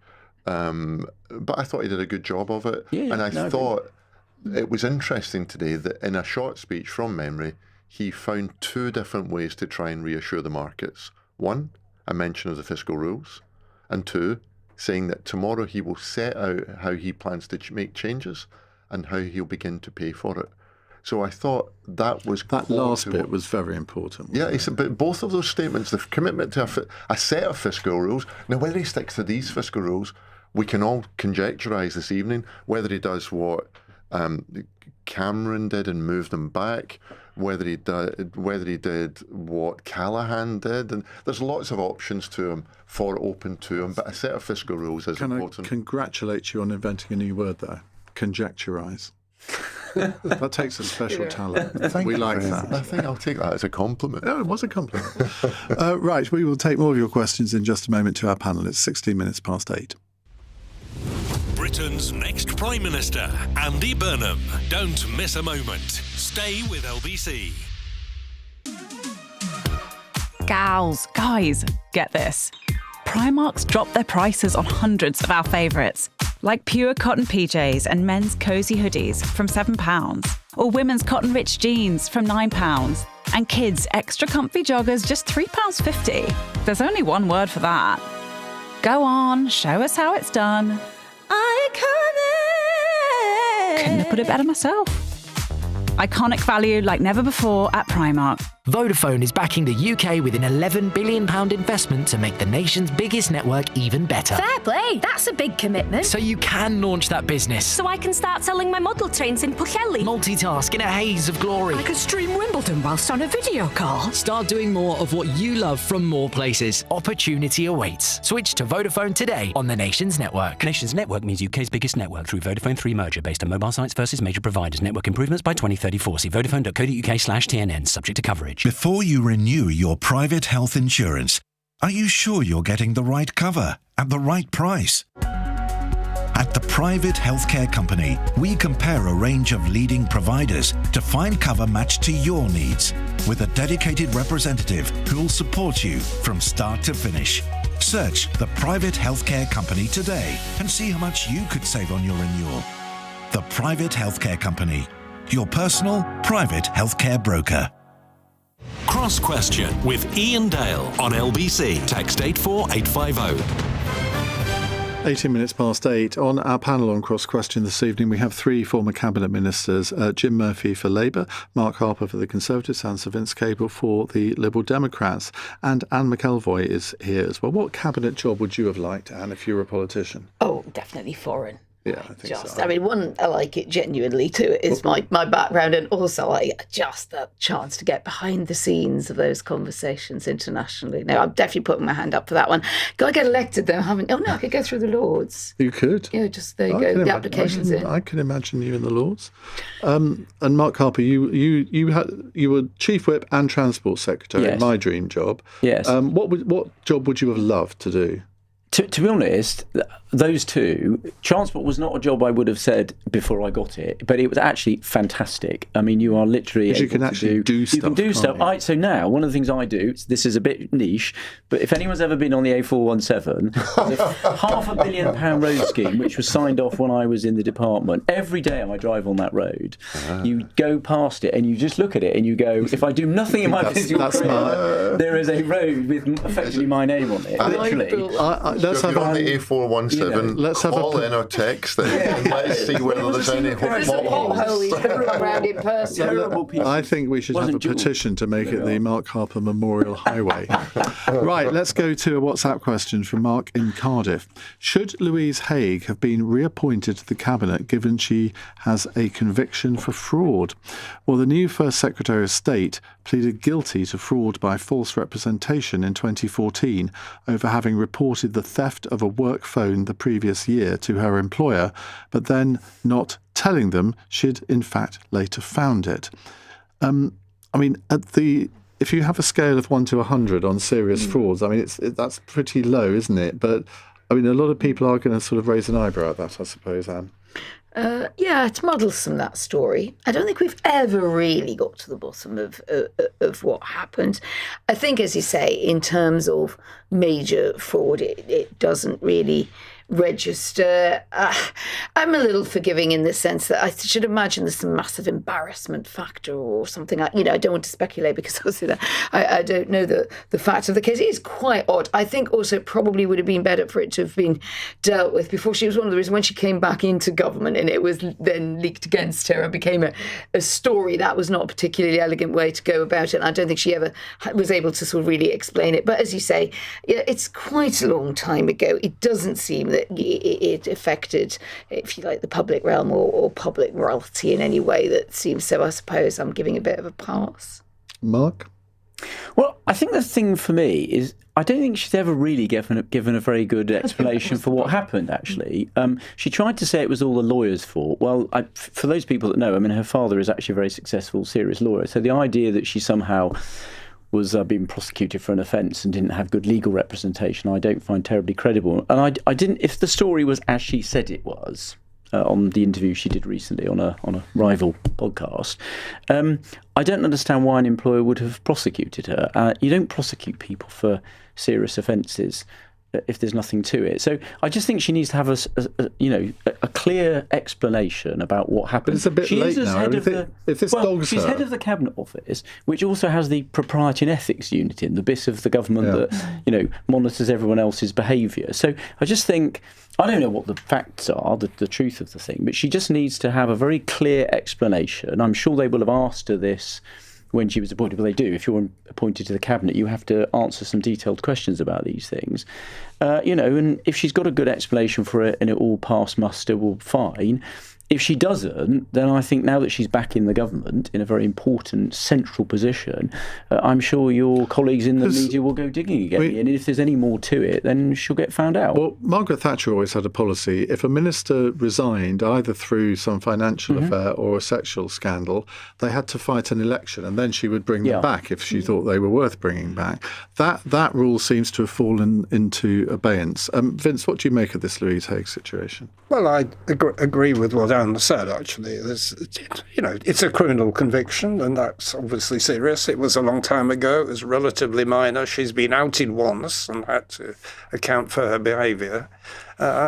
It's uncomfortable, but I thought that Andy Burnham is right to bring her back. Jim? I didn't follow the story very closely at the time. I agree, Mark, other journalists will now try and look into the detail again. But it does feel that for something connected to the theft of alleged theft or actual theft of a mobile phone, she did pay a very heavy price. The national humiliation, losing a very senior job, and if we believe in rehabilitation, which I think we all do, and most of your listeners would be in favour of people who commit an offence not being excluded from society, then I think by any objective judgment, she's probably paid her penance. That's right. For what feels like not a very there's being serious excluded event. from society, and then there's been put into one of the most prominent jobs in the government. Yeah, absolutely. But the other thing I would say is that I actually think she's genuinely underrated. I think when the story... She's been a very strong player, hasn't she? She behind the scenes in the Labour Party. Andy Burnham, I don't think, would be Prime Minister shadow, wasn't today. she? Yes. Because maybe I'm talking out of turn here, but I remember when she was when she was appointed to that job as Shadow Transport Secretary, she happened to be on my programme that night, and she was absolutely gutted. She goes, "How boring." But she was actually quite good at it. It's a great job. As I said, it's a great. No, I think she grew to like it, but on that day she was not gruntled. Andy Burnham wouldn't be Prime Minister today if it wasn't for Louise Haigh. Also because she was part of the little team with Lisa Nandy and Annalise Midgley, who'd kind of dropped support for Angela Rayner, really. I mean, that was like, they really did for, it's not always a sisterly business, put it that way. And because they also thought that Andy was the better candidate. Let me just run through, because there'll be people tuning in all the time, let me just run through the appointments that we know of so far. Chancellor John Healey, Foreign Secretary Ed Miliband, Home Secretary Shabana Mahmood, Work and Pension Secretary Pat McFadden, Chancellor of the Duchy of Lancaster, Cabinet Office Minister and First Secretary of State, the longest title in political history, Louise Haigh, Health and Social Care Secretary Yvette Cooper, and I think that's all we've got so far. But there will be more appointments coming throughout the course of the evening, so do stay tuned. I mean, let's have a quick round the table on what you think generally of those appointments. Is there a standout, brilliant appointment? Is there one where you think, not so sure about that one? Vince? The really positive thing are the ones who've stayed put, because Andy Burnham, I think, very competent comment this morning, the importance of stability in government. I mean, it isn't just the 7th Prime Minister. It's the 8th Chancellor, the 10th Business Secretary since the end of the coalition. I had 5 years, and we've had 10 since. I think there's only 2 that have stayed put. Well, I think the Home Secretary, absolutely right, and stay put. You've got Mr. McFadden. So you like the most illiberal Home Secretary that we've had in years? I wouldn't say she's totally liberal. There are things around asylum that I would question, but she's clearly very competent in a very difficult department, and she should stay and take accountability for what she's doing. Well, there's some very good people who lost their jobs today, and only Andy and those people will know what those conversations were. But of the survivors that we know so far, the one that I'm pleased about most would probably be Pat McFadden. Good guy. Because, as you say, Vince, he's a fundamentally decent human being who is in a really important job. And I think if we're going to reform the welfare state, we have to do it where the Labour Party and the Labour MPs think they're doing it with a sense of a social conscience. And I think Pat can help them on that journey. What's he like at decision-making? Because I think... Pat or Andy? Pat. Because I think most cabinet ministers, the successful ones, are capable of making a decision. Even if they make a wrong decision, they can then explain it. But the worst ones are the ones that just can't make a decision. Yeah, I think we could do a whole hour about Pat McFadden. I'm not. Do you? Yeah, because he's such an. Is there a box set? Yeah, I'm not sure it'd be a bestseller.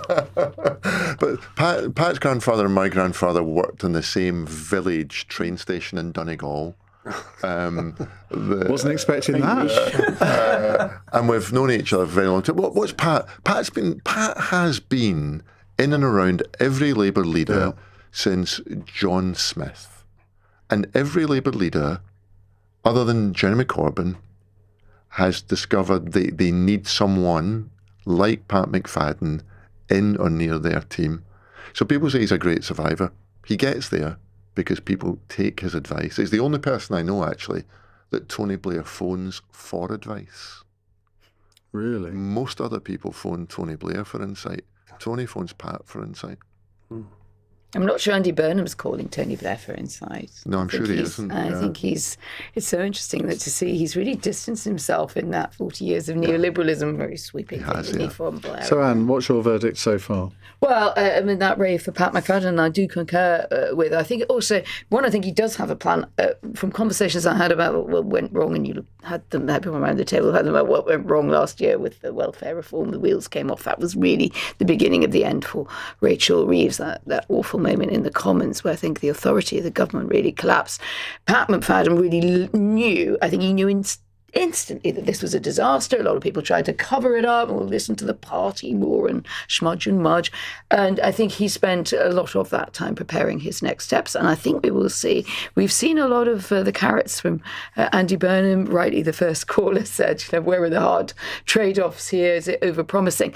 I think we're going to see.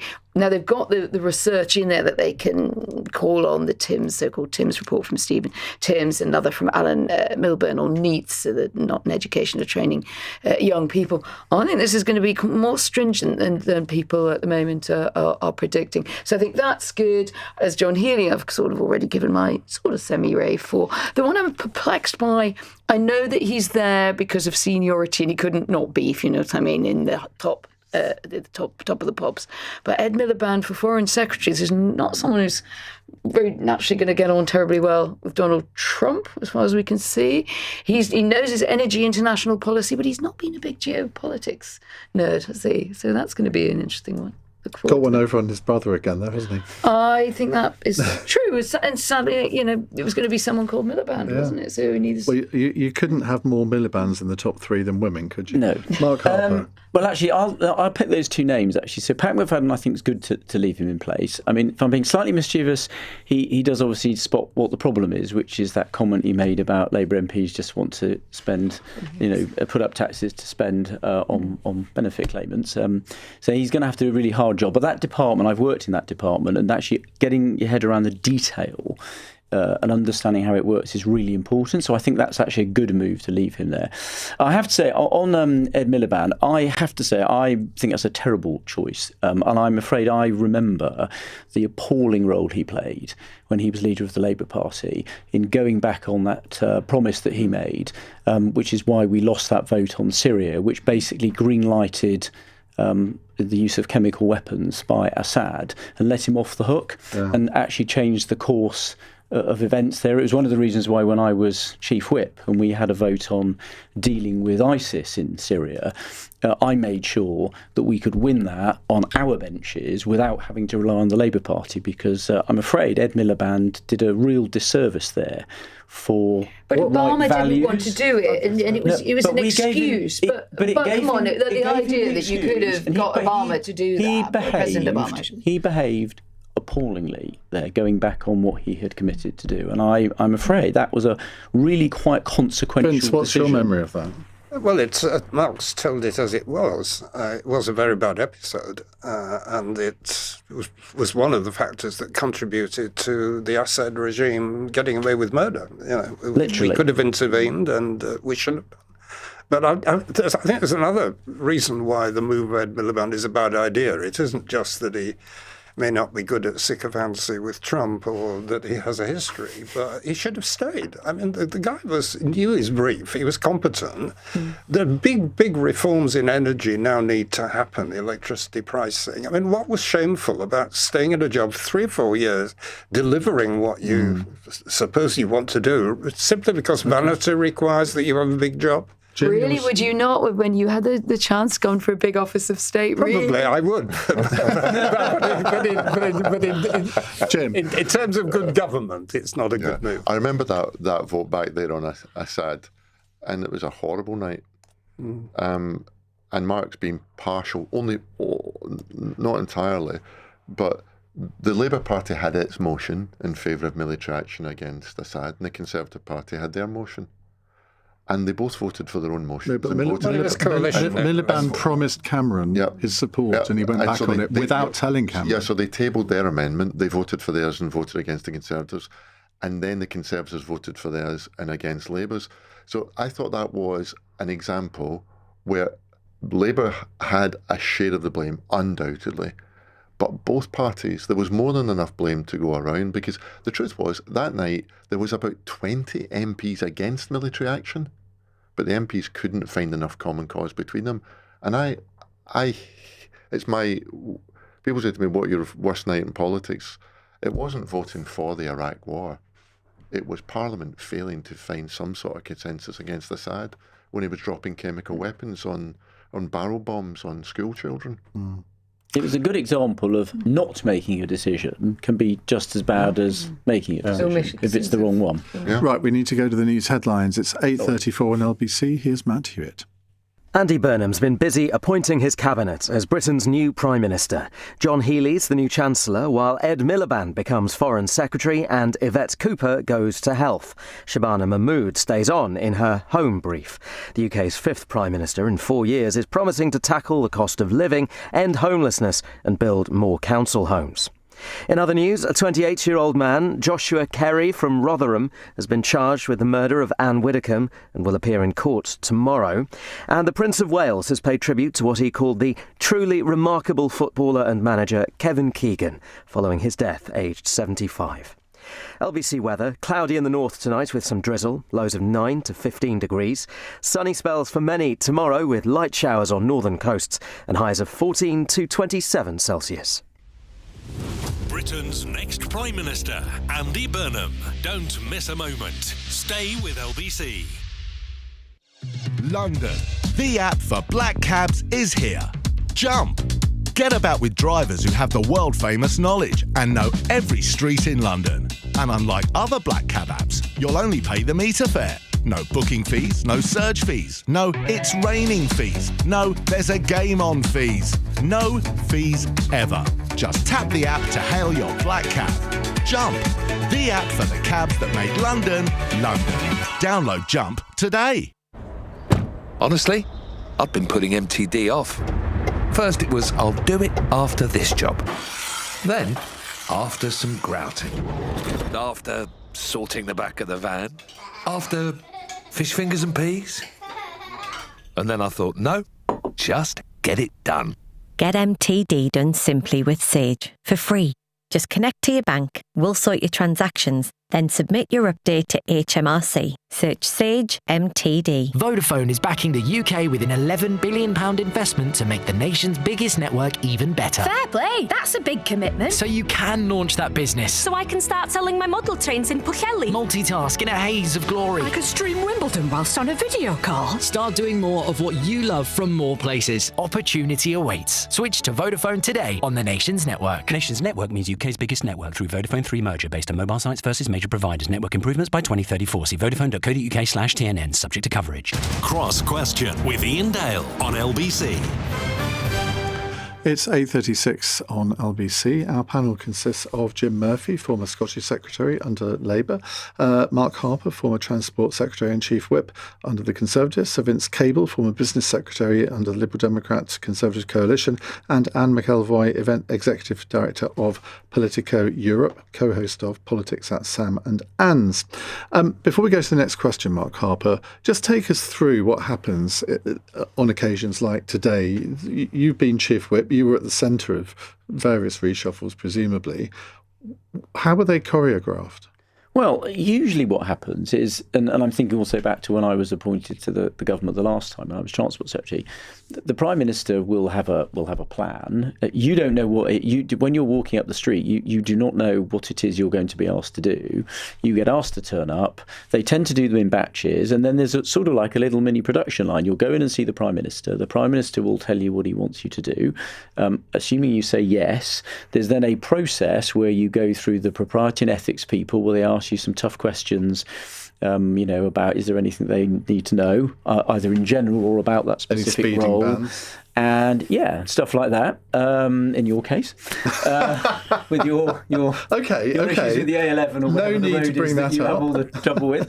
But you go through that process, and then you get your picture taken. But there's a whole sort of process thing before anything gets publicly announced, and then you kind of get lined up, and you go out, and the cars are there, and you go off, and so there is a sort of a process, and obviously, it depending on how long the Prime Minister talks. But we know that there are at least 5 people in Downing Street at the moment, and they've been there, I would say, for the best part of an hour. Well, what does that indicate to you? Well, it could mean that there's a problem, but it also could mean, for example, one of the things the Prime Minister's been doing today is taking calls from foreign leaders, for example. So it may be that he's had a conversation with somebody, he's had to then go off and make some international calls. It may be that some actual events have happened that require his attention.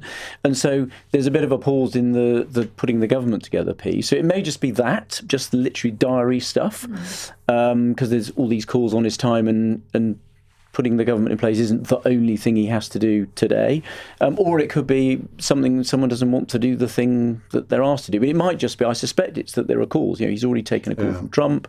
I think other leaders will have called. And if they call, he'll take the calls. And Vince, when you were appointed in the coalition, was it David Cameron that you got called in to see, or Nick Clegg, or both of them together? How did that work? Well, they weren't together, but I had to deal with both of them. I mean, my big disappointment was being called in by Mr. Clegg and told I was not going to be the Chancellor of the Exchequer, which is the job I've been pushing for, and hoped he would deliver. But it was given to the Tories, and I got a job I wasn't prepared for and knew nothing about till I arrived at the department. But how do you push to be Chancellor? You just have a word in Nick Clegg's ear? Well, there were shadow chancellors at the time. You may remember the debates, and I was maybe I had an excessive, inflated expectations, but I settled for the job I was given and stayed 5 years in it.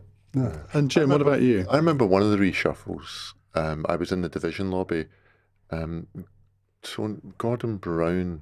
No, it was Tony Blair was doing an afternoon reshuffle. Something had happened. There was a reshuffle, and we were in the division lobby voting, and Caroline Flint, who I think everyone in the panel will know, came up to me in the division lobby and said, "Jim, I've just been offered this job and I wondered whether I should take it." And I thought, well, first of all, Caroline, you're misunderstanding what happens in the reshuffle. It's not an invitation for a dinner party. It's an instruction. And she said, and I said, "What is it?" She said, "It's a Minister for Employment and Welfare." And I said, "That's a great job, Caroline. It is a great job. You should definitely do it." And I went through some of the detail, and she said, "Okay, I'll do it. How do you know so much about it?" And I said, "Caroline, until the start of this conversation, I was the Minister for Employment and Welfare Reform." So where were you reshuffled to? Mercifully, I got a promotion to the Foreign Office after that. But that's how I found out I was no longer the Minister for Employment. I was sacked by my successor. Oh dear. Story. Right, we need to move on to a question, because that's what the programme's all about. Paul is in Twickenham. Hello, Paul. Good evening, Ian. Good evening, panel. I noticed that Andy Burnham's speech in Downing Street said that care and compassion for people as human beings would be core to all his policies. Does the panel agree with me that this jars with retaining Shabana Mahmood as Home Secretary, given her intention and pushing through curbing the rights of people who are already here under agreed asylum rules, and seeking to do away with asylum tribunals and rights of appeal and a general reform-style attitude to people seeking asylum? Okay. Jim Murphy. Well, we'll have to see what the outcome of the conversation between Shabana Mahmood and Andy Burnham was. I think Paul has overstated his case by saying it's reform UK type of policies. But Shabana is one of those people who just knows that the current system doesn't work. We need safe routes for people to come who have got a well-founded fear of persecution. But there just has to be more robustness in the system to say to those people who have no right to be here that their time in this country is up and they need to return from whence they came. I don't love saying that, but it is part of the deal that we have. In return for welcoming people who are genuinely persecuted, to maintain confidence in that system, those who are found not to have a reason to be here do need to be removed from the country. I don't love it, but it's part of the bargain. I think a few years ago you would have been removed from the Labour Party for saying something like that. I mean, that shows how this sort of Overton window has changed, doesn't it? There's a way of making the argument. that says it's about a balance in the system. And to retain public consent for the more liberal part of what we do, I think there needs to be a degree of honesty, an occasional, relentless focus on the fact that there's a chunk of people who just shouldn't be in our country. Okay, Mark? Yeah, I broadly agree with that. I mean, look, let me give you a very good example. One of the things she wants to do is tighten up the appeal rules and the way judges make those decisions. There's a very good case that just illustrates it beautifully. A recent case, a refugee from Gaza who was allowed to stay in this country because they qualified, has just managed to win an appeal to bring 18 of their family members here. Now, that's just an abuse. Most of those people, if you look at the statistics, they won't pay their way. They'll all be housed and funded by the taxpayer. And I think Jim put his finger on it. There's a deal here. If you want the British people, who are basically a very generous and welcoming group of people, as we've seen from the way they responded to taking in refugees from Ukraine, and that public support remains rock solid. There's a deal, though. There needs to be fairness, and they have to feel that people aren't taking the mickey. And if you have people come here and then somehow one person coming here means you can bring nearly 20 people in a very extended family, and those rights have not been set out by Parliament, they've been made up by judges, people think you're taking the mickey. And what happens if you don't deal with that? We dealt with a lot of it. I did some of these tightening up things when I was immigration minister, and Theresa May was Home Secretary. If you don't toughen it up, in the end, the public just go, this is ridiculous, we're not going to allow anyone to come here, and you lose public consent. Okay. So there's a balance to strike, and I think if Shabana Mahmood does some of those things, then I think she'll have our support as well. Anne? Yeah, I think I think you both make very good points. The public consent is important, but let's not forget that politicians also decide, if you like, the size of the Overton French doors. That idea that the things are just getting more and more wider and wider that are acceptable that wouldn't have been. And yes, things have changed. I mean, the Labour Party has changed quite profoundly on this. I think your caller has a certain point. I do think he overstates. He's clearly very hostile to Shabana Mahmood's way of going about things. But I think he is kind of right to say if it hadn't been for the rise of reform, I don't think we would have seen the Labour Party move its position on this. But the public mood has changed. I've seen this change a lot also in Germany. We're not the only country going through this. I think where Shabana Mahmood also has a decision to make, and I really would be interested to know how Andy Burnham will guide her, is things. It's not so much the clear cases like you've just referred to, Mark, where you bring in 30 people in your family. It's the edge cases. It's the ones where someone who's just a slightly more kind of liberal bleeding heart might say, this is terrible to send this person back, and someone else says, I'm sorry, them's going to be the rules. I think this will test Labour. We've also seen quite a lot of people in the so-called soft left say they're not that happy about it. And indefinite leave to remain is a bit tricky if you've been given an implicit promise and then told you have to leave the country. So, that's that. I think she needs to row back on the one specific thing, which is the retrospective powers, which affect people who are involved in long-term settlement. But if we have a Muslim Home Secretary who can diffuse this whole issue, particularly, I mean, something that never happened before. We've got the President of the United States, shouting, trying to interfere with British policy on immigration. But if she can diffuse this whole issue and lessen the impact of reform and restore, she'll be doing all of us a big favour. Right, we have a brilliant question coming up next, but you're going to have to wait 2 minutes to find out what it is. It's 8:47. That's a good one. Britain's next Prime Minister, Andy Burnham. Don't miss a moment. Stay with LBC. Don't miss the fight before the fight. Anthony Joshua must survive the here and now. Huge risk! I'm back. July 25th, Joshua versus Prenga, live exclusively on DAZN. Imagine sweeping through green fields, floating 5 feet above ground. Sun on your face as you slide by, on track to your destination. Not a care in the world, as you simply lean back. And before you know it, you're there. This is how travel should feel. And on our trains, it does. Avanti West Coast. Feel good travel. Chase gives you 2% cash back on your everyday spending. Every day? Like Monday's train to work? Yes. Tuesday's big shop? Yes again. Wednesday's coffee treat? Yes, cash back. Thursday's lunch, Friday's brunch and Saturday's takeaway? Yep, and yep. Super. Oh, nothing on Sundays. I take it easy. Lovely. Enjoy 2% cash back on debit or credit card spending on groceries, restaurants, everyday transport and fuel. Search Chase Bank. 18 plus UK residents. Chase current and saver accounts required. Maximum £20 per month. Eligibility qualification. Exceptions and T's and C's apply. Ever get giddy renewing your car insurance? Fantasize about finance offers or paying your service bill? Probably not. After all, the best bit about driving a BMW is driving it. So leave the admin and skip to the best bit. Choose a new BMW 1 Series or 2 Series Grand Coupe by the 30th of September to enjoy a year's insurance, 3 years servicing, plus 2.9% APR representative. Search BMW, skip to the best bit. BMW UK Limited is a credit broker, not a lender. BMW Finance, T's and C's apply. Insurance age restrictions and exclusions apply. Whew, that's the admin over with. The Big Arch just got bacon. More smokiness, more crispiness, more deliciousness. With juicy beef, cheddar cheese and that Big Arch sauce. Now topped with crispy bacon. The Big Arch just got bacon. Until the 28th of September 2026, served from 11 a.m, subject to availability. Cross Question with Iain Dale. Watch live on our free Global Player app or the LBC app. 8:49. Jim Murphy, Mark Harper, Vince Cable and Anne McElvoy with us answering your questions. Here's one from Jane. Steve Reed's resignation letter included the hugely powerful sentiment, this is a quote from the letter, Keir Starmer showed loyalty to me by appointing me to the cabinet. I make no apology for returning that loyalty. It's what is expected of functioning teams, and I hope that those who did not show loyalty to Keir will now show it to you.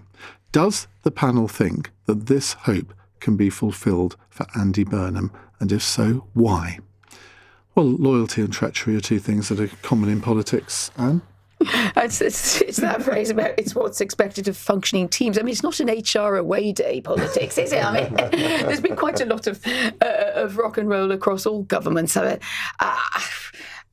Steve. So does this mean he resigned before he was pushed? Well, no, I think he's just letting off steam, isn't he? He was such a hyper-loyalist. I think he overstates the role of loyalty. It obviously has a role in politics, as in life as anywhere. But it's not the only thing that you have to look at competence. You have to look at whether things are working. You need to look at whether there is maybe a better, something that you should be doing with the subjects we've talked about tonight. I think loyalty to Keir Starmer, it's not a constitutional requirement to keep a Prime Minister who's failing. Mark? I think loyalty is incredibly important, but it's important to be clear about what it is you're loyal to. Your first loyalty, if you're a cabinet minister, is to your country. And then it's to your party, and then to the leader. It's not your job to keep in place somebody who's failing. If you think that they're not doing a good job as Prime Minister and they're not the right person to lead the country, I would argue it's actually your duty to do something about it. People expect, people in senior jobs to show some leadership. And, you could argue that those ministers that resigned from the government, John Healey, because he felt that the government wasn't doing what is the first duty of government, which is to defend the country. If you genuinely think that the Prime Minister isn't doing that job properly, actually, I would argue your loyalty is to the country and you should resign. That's not letting down the Prime Minister, that's putting the country first. So I think it depends on...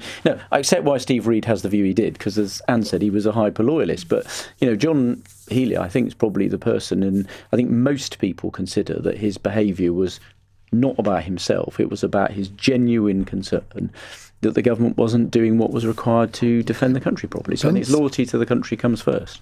Vince?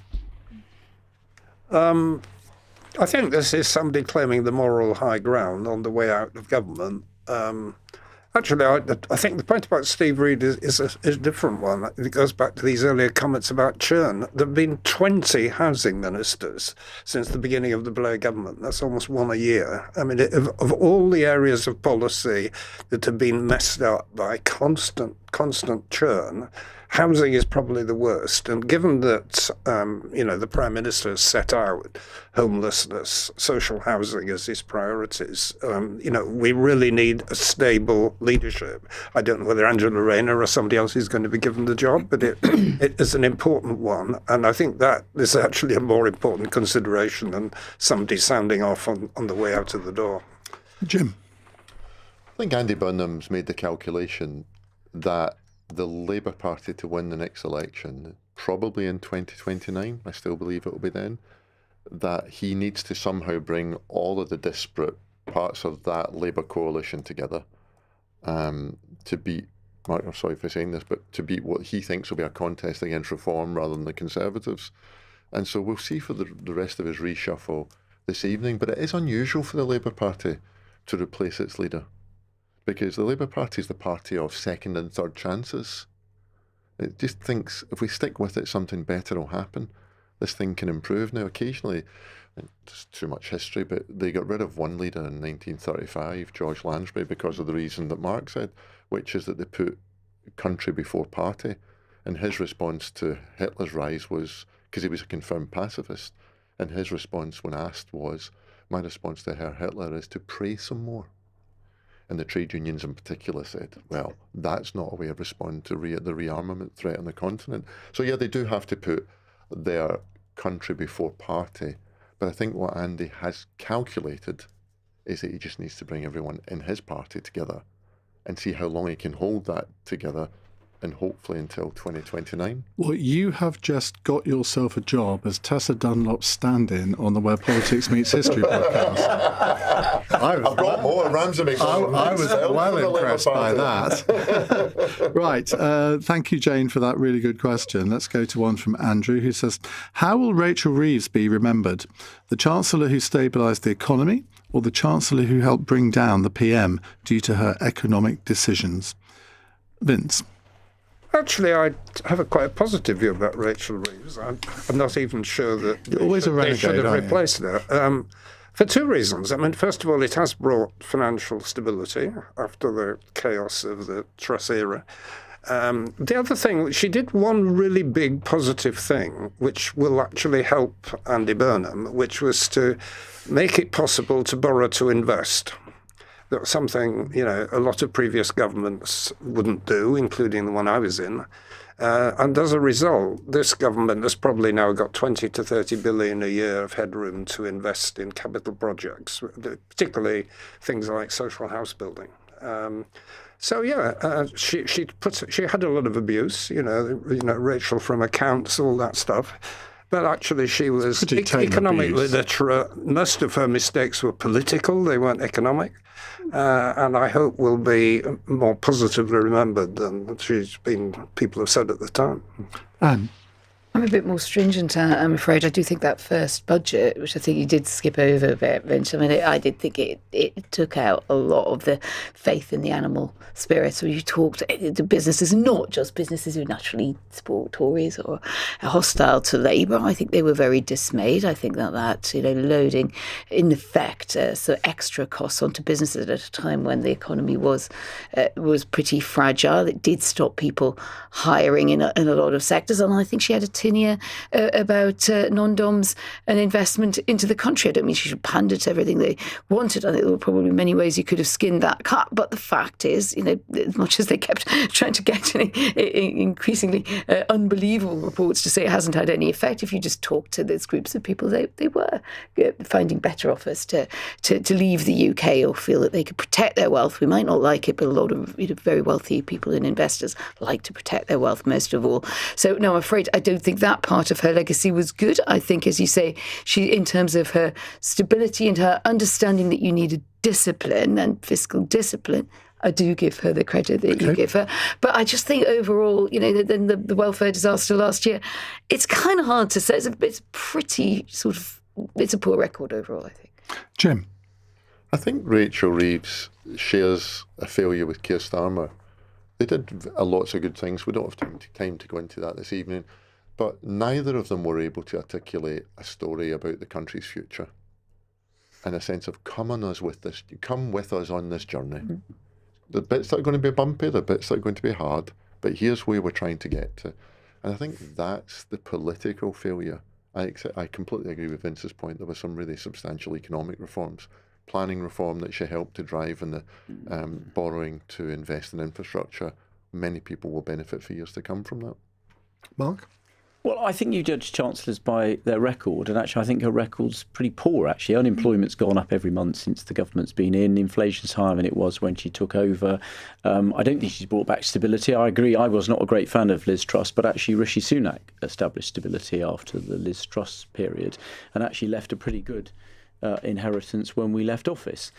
She put up taxes hugely, and I think, as Anne said, that what I consider to be breaking the manifesto promise on national insurance contributions, because it didn't say it was only on employees, they put them on employers. That's had a massive impact, particularly for young people in hospitality and retail and some of those businesses which are the traditional ones where people get their first job.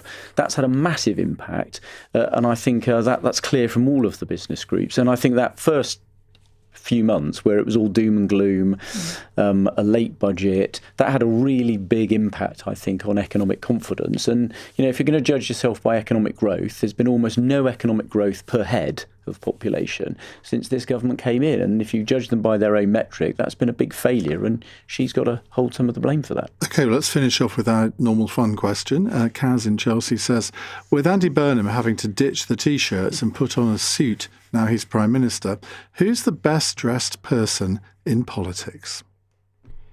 Anne? Well, so I can run the rule over the women without being hopefully accused of being too sexist. I think Kemi Badenoch you've got to give a lot of points to. I mean, she's very, very well turned out. I suspect that wardrobe costs an arm and a leg. There's a kind of Tory look sometimes in it. It's very sort of bodycon dress, very nippy little jackets. That's the legacy of your heroine, Margaret Thatcher, I think. They're in the dress code.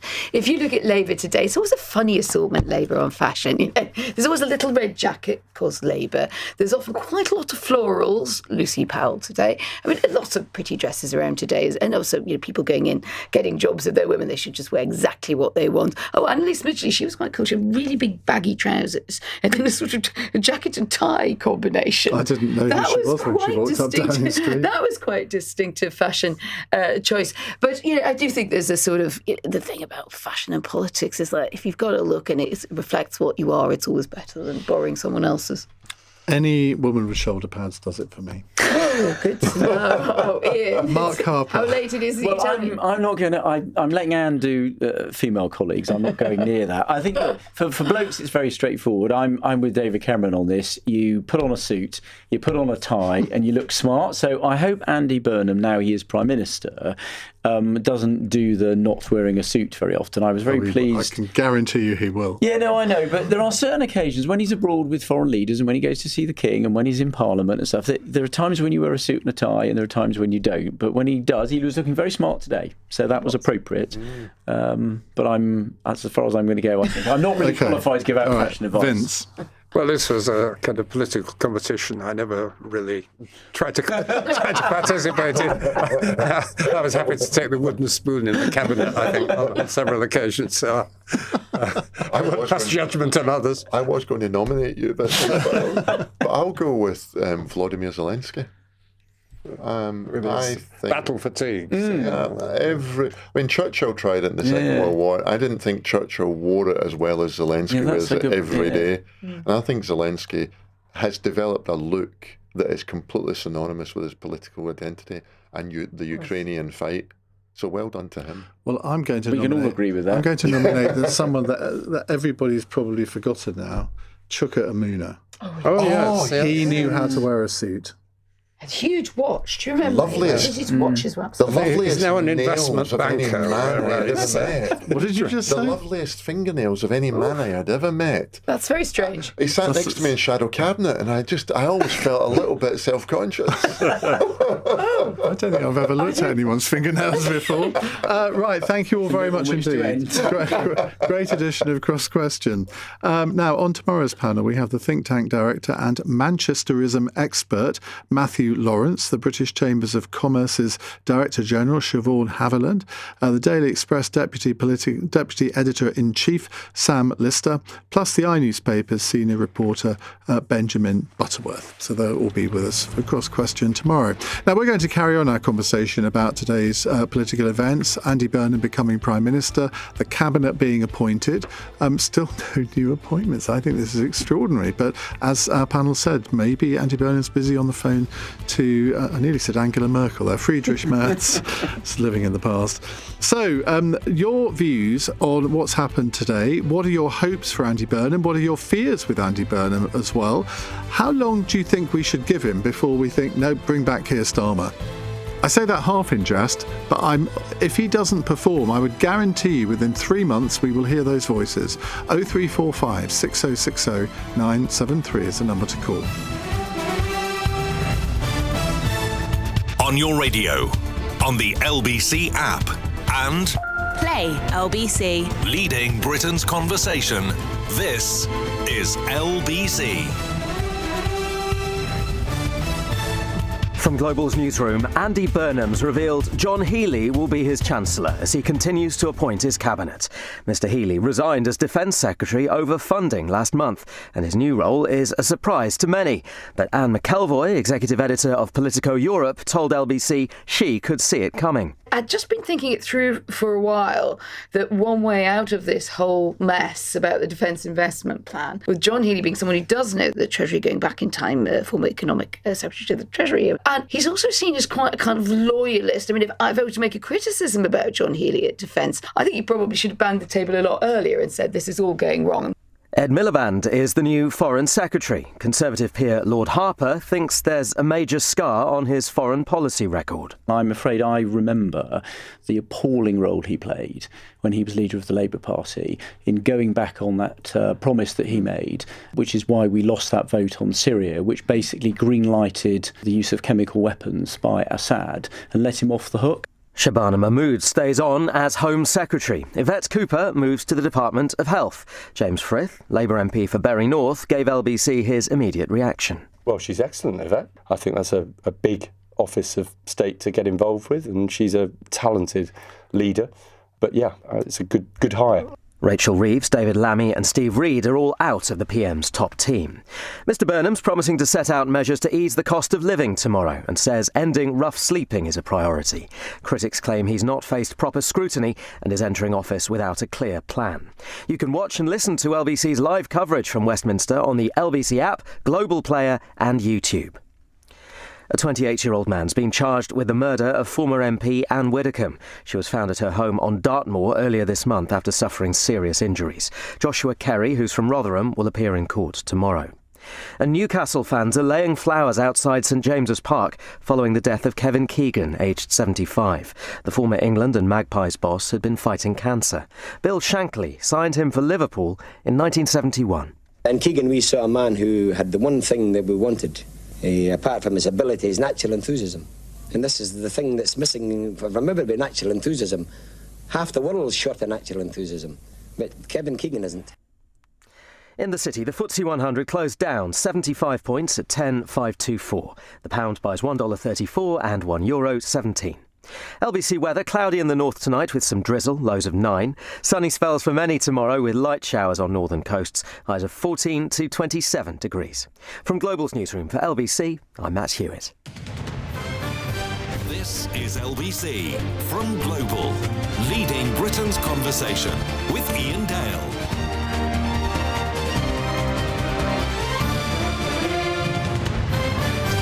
6 minutes past 9 is the time on LBC. We only have 54 minutes left in this programme to try and review the events of the day, to get your input into what your hopes are for an Andy Burnham premiership, what maybe your fears are.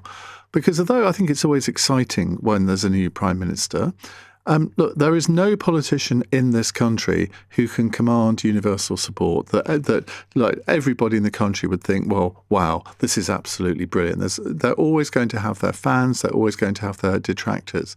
But we've got to give him a chance, haven't we? I think too often with prime ministers, you make a judgment on day one, and you don't really give them a chance. You think, well, I quite like the cut of his jib, or I don't like the cut of his jib, and you're reluctant then to change your mind, even when you have evidence that you've maybe made the wrong judgment.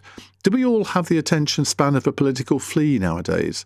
Do we not need to actually calm down a little bit and just think, OK, well, let's give him a chance? Did Keir Starmer have enough of a chance? You could argue that some of the things that he's announced over the past couple of weeks, all to do with his legacy, show that actually he wasn't given a fair chance. 0345 6060 973. Now, before we carry on with our discussion, I just want to put a bit of historical context in this. You know, I love a bit of history. Well, I do co-present the Where Politics Meets History podcast. So let's put this Prime Minister in the context with others and hear what Britain's leaders said when they first spoke outside Number 10, starting, of course, with this lady. Where there is discord, may we bring harmony. Where there is error, may we bring truth.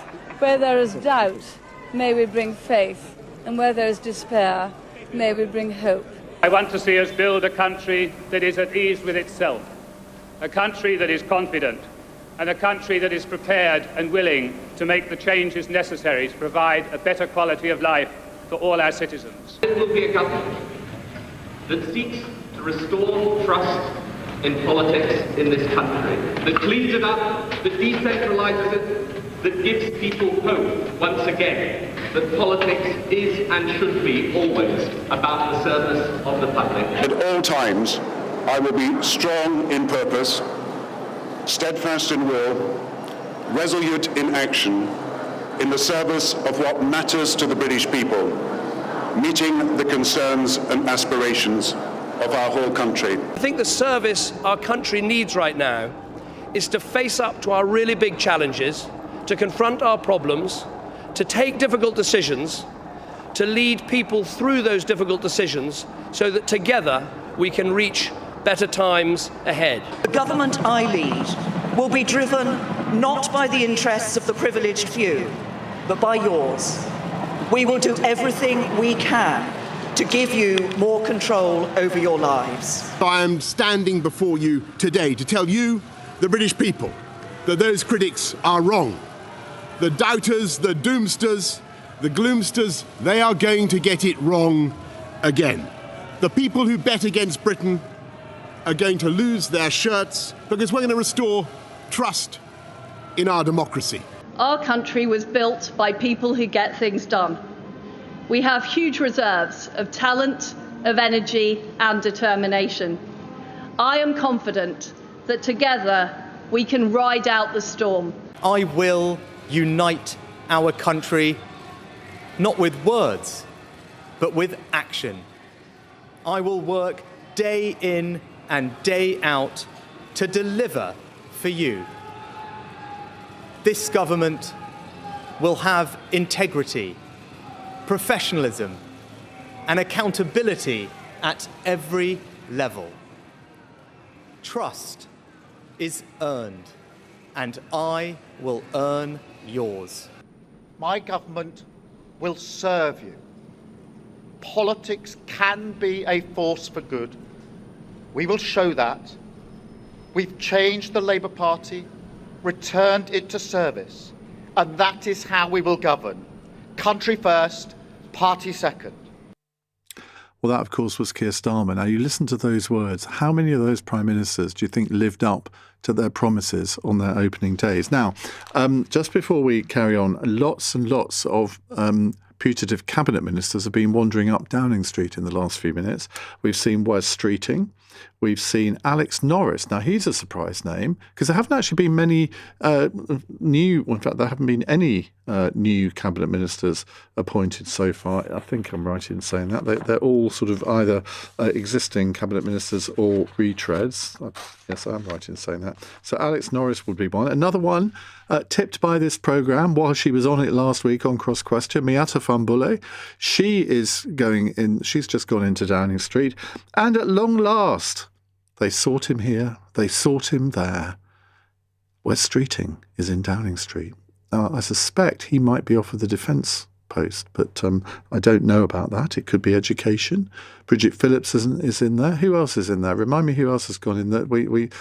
Lisa Nandy, I think, is in there. Johnny Reynolds is in there. He's tipped to go back to the business department. Angela Rayner is in there. Now, is she going to go back to the Ministry of Local Government and Housing? I think that's what she wants to do. Well, we will find out, hopefully, before 10 o'clock. And if we don't, Ben Kendish will tell you after 10. Now, this evening, the new Prime Minister, Andy Burnham, momentarily forgot his name, has appointed the former Defence Secretary, John Healey, as his Chancellor. And we've heard from him for the first time since he got that job. Quite simply, tonight it's just great to be back in the Treasury after nearly 20 years, and just a huge honour to be here as Chancellor. Quite simply tonight, I want to first great to be back in the thank Treasury my after predecessor, our previous Chancellor, Rachel Reeves, for all the service she's given this country.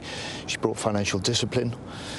She enabled growth, and she will always be remembered as the first woman Chancellor in 700 years.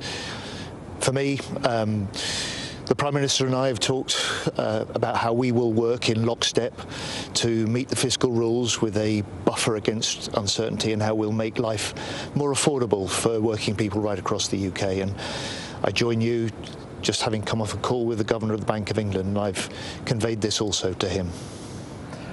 Clearly, a month ago, you resigned as Defence Secretary with a very specific ask from that job of reaching 3% of GDP by 2030.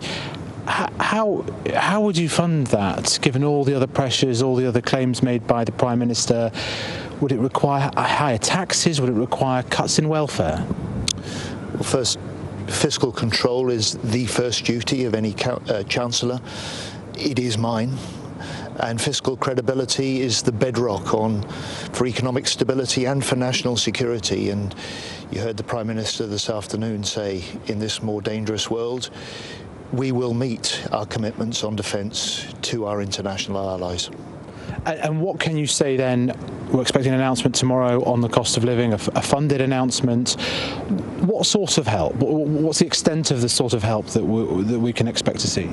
The announcement tomorrow is for the Prime Minister, but Andy Burnham and I have known each other a long time. We've worked together over many years and talked together in recent weeks. We share the values, we share the vision, and we will start together now, Prime Minister and Chancellor, to build that new hope and to build that new economy, and that will start tomorrow. John Healey, the new Chancellor of the Exchequer there. Bethany Dawson, our political correspondent, has spent the whole day. What time did you get to Downing Street this morning? I got there at a sunny 1 p.m. Oh, did you? Oh, yeah. Well, that's me Amazing. thinking you were sort of doing a lot of overtime. Yeah. Anyway, you are here now, and you're going to stay with me for the rest of the hour because I can't be trusted.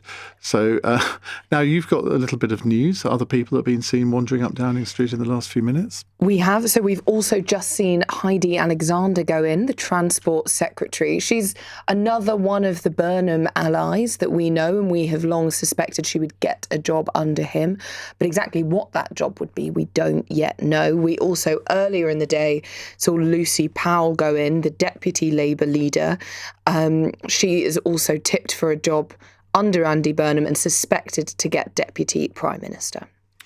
And Wes Streeting is in there, Miatta Fahnbulleh, Alex Norris, Angela Eagle. They're queuing up almost. There's rather too. It's not usual, is it, that this number go in all at once? There's also just a bit of a question about the choreography of this. There was, earlier today, there were cabinet ministers in talking to Andy Burnham about jobs, whilst others hadn't heard if they were being fired or not yet. And so there was a bit of sort of disquiet among teams, truly just not knowing what's going on. And then what they're doing now, quite possibly having dinner together while they talk about jobs. But, you know, normally you see sort of a bit more of a revolving door approach.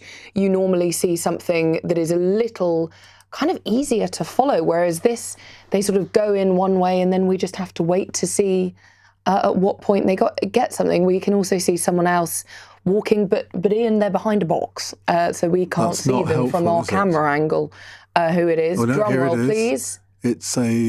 It's the other Eagle sister, I do believe. Smith, who's the leader of the House of Lords. So that would indicate that she would be staying in that role, I would have thought. Potentially, or, you know, there is just a lot of dancing around going into different jobs.